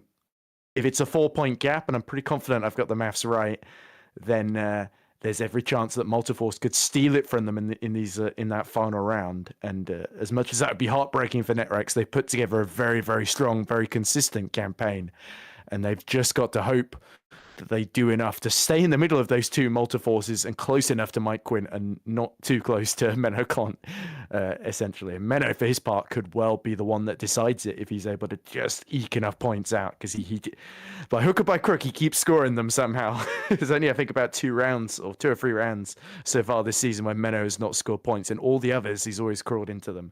So we praise Mike Quint, but Menno has played his part as well to get them to this point too. So whoever wins is certainly going to deserve it. But in terms of the drivers, absolutely deserved for Mike Quint. And he finally gets to wear the crown, finally gets all the social media posts celebrating that championship, which was denied him last week, of course. Although full credit to Ivanov for keeping the points battle to the penultimate round despite missing 3 races. So that really shows you that Ivanov, of course, a champion in other R-Factor 2 open wheel categories, had a pretty strong season himself. And hopefully this is not the last we've heard of either of those 2 drivers. I hope they both come back in GPV next season as well. Yeah, of course. Mike was the example of perseverance. After well done to Hamming. Well done to Hamming. I almost forgot about that. Yeah, of course. Yeah, we can't forget Frank Hamming either for his race 2 victory, repeating his feat from 2020. I was just going to say, Mike was the example of perseverance. He was on a title charge last year, and then piece by piece it all unraveled on him. And it was possible he may just want to walk away completely. But of course, he came back stronger than ever, and he's built his championship bid up very solidly indeed, just missing 1 round in Britain back in the summer. So, yeah, he's really made everything count this season. And even if Singapore wasn't quite exactly where it ended, it's definitely all set in stone now. He's a deserving champion, and yeah, I'm sure Multiforce are absolutely thrilled to be back on top. And that leaves it, for Frank Hamming and co. to try and liven up the battles elsewhere with the team championship. That's the final item on store for either Netrex or Multiforce. And I look forward to welcoming you on Halloween night. It shouldn't be too spooky, but we'll try our best to make it nice and a big treat, I'm sure. So get your candy in nice and early, and we'll join you then in 2 weeks. So from myself, Eoin Harmon, Ed Hunter beside me, and Remco Zeeuw, the broadcast director, thank you all very much for tuning in. We'll see you for the season finale in 2 weeks' time. So long. Good night.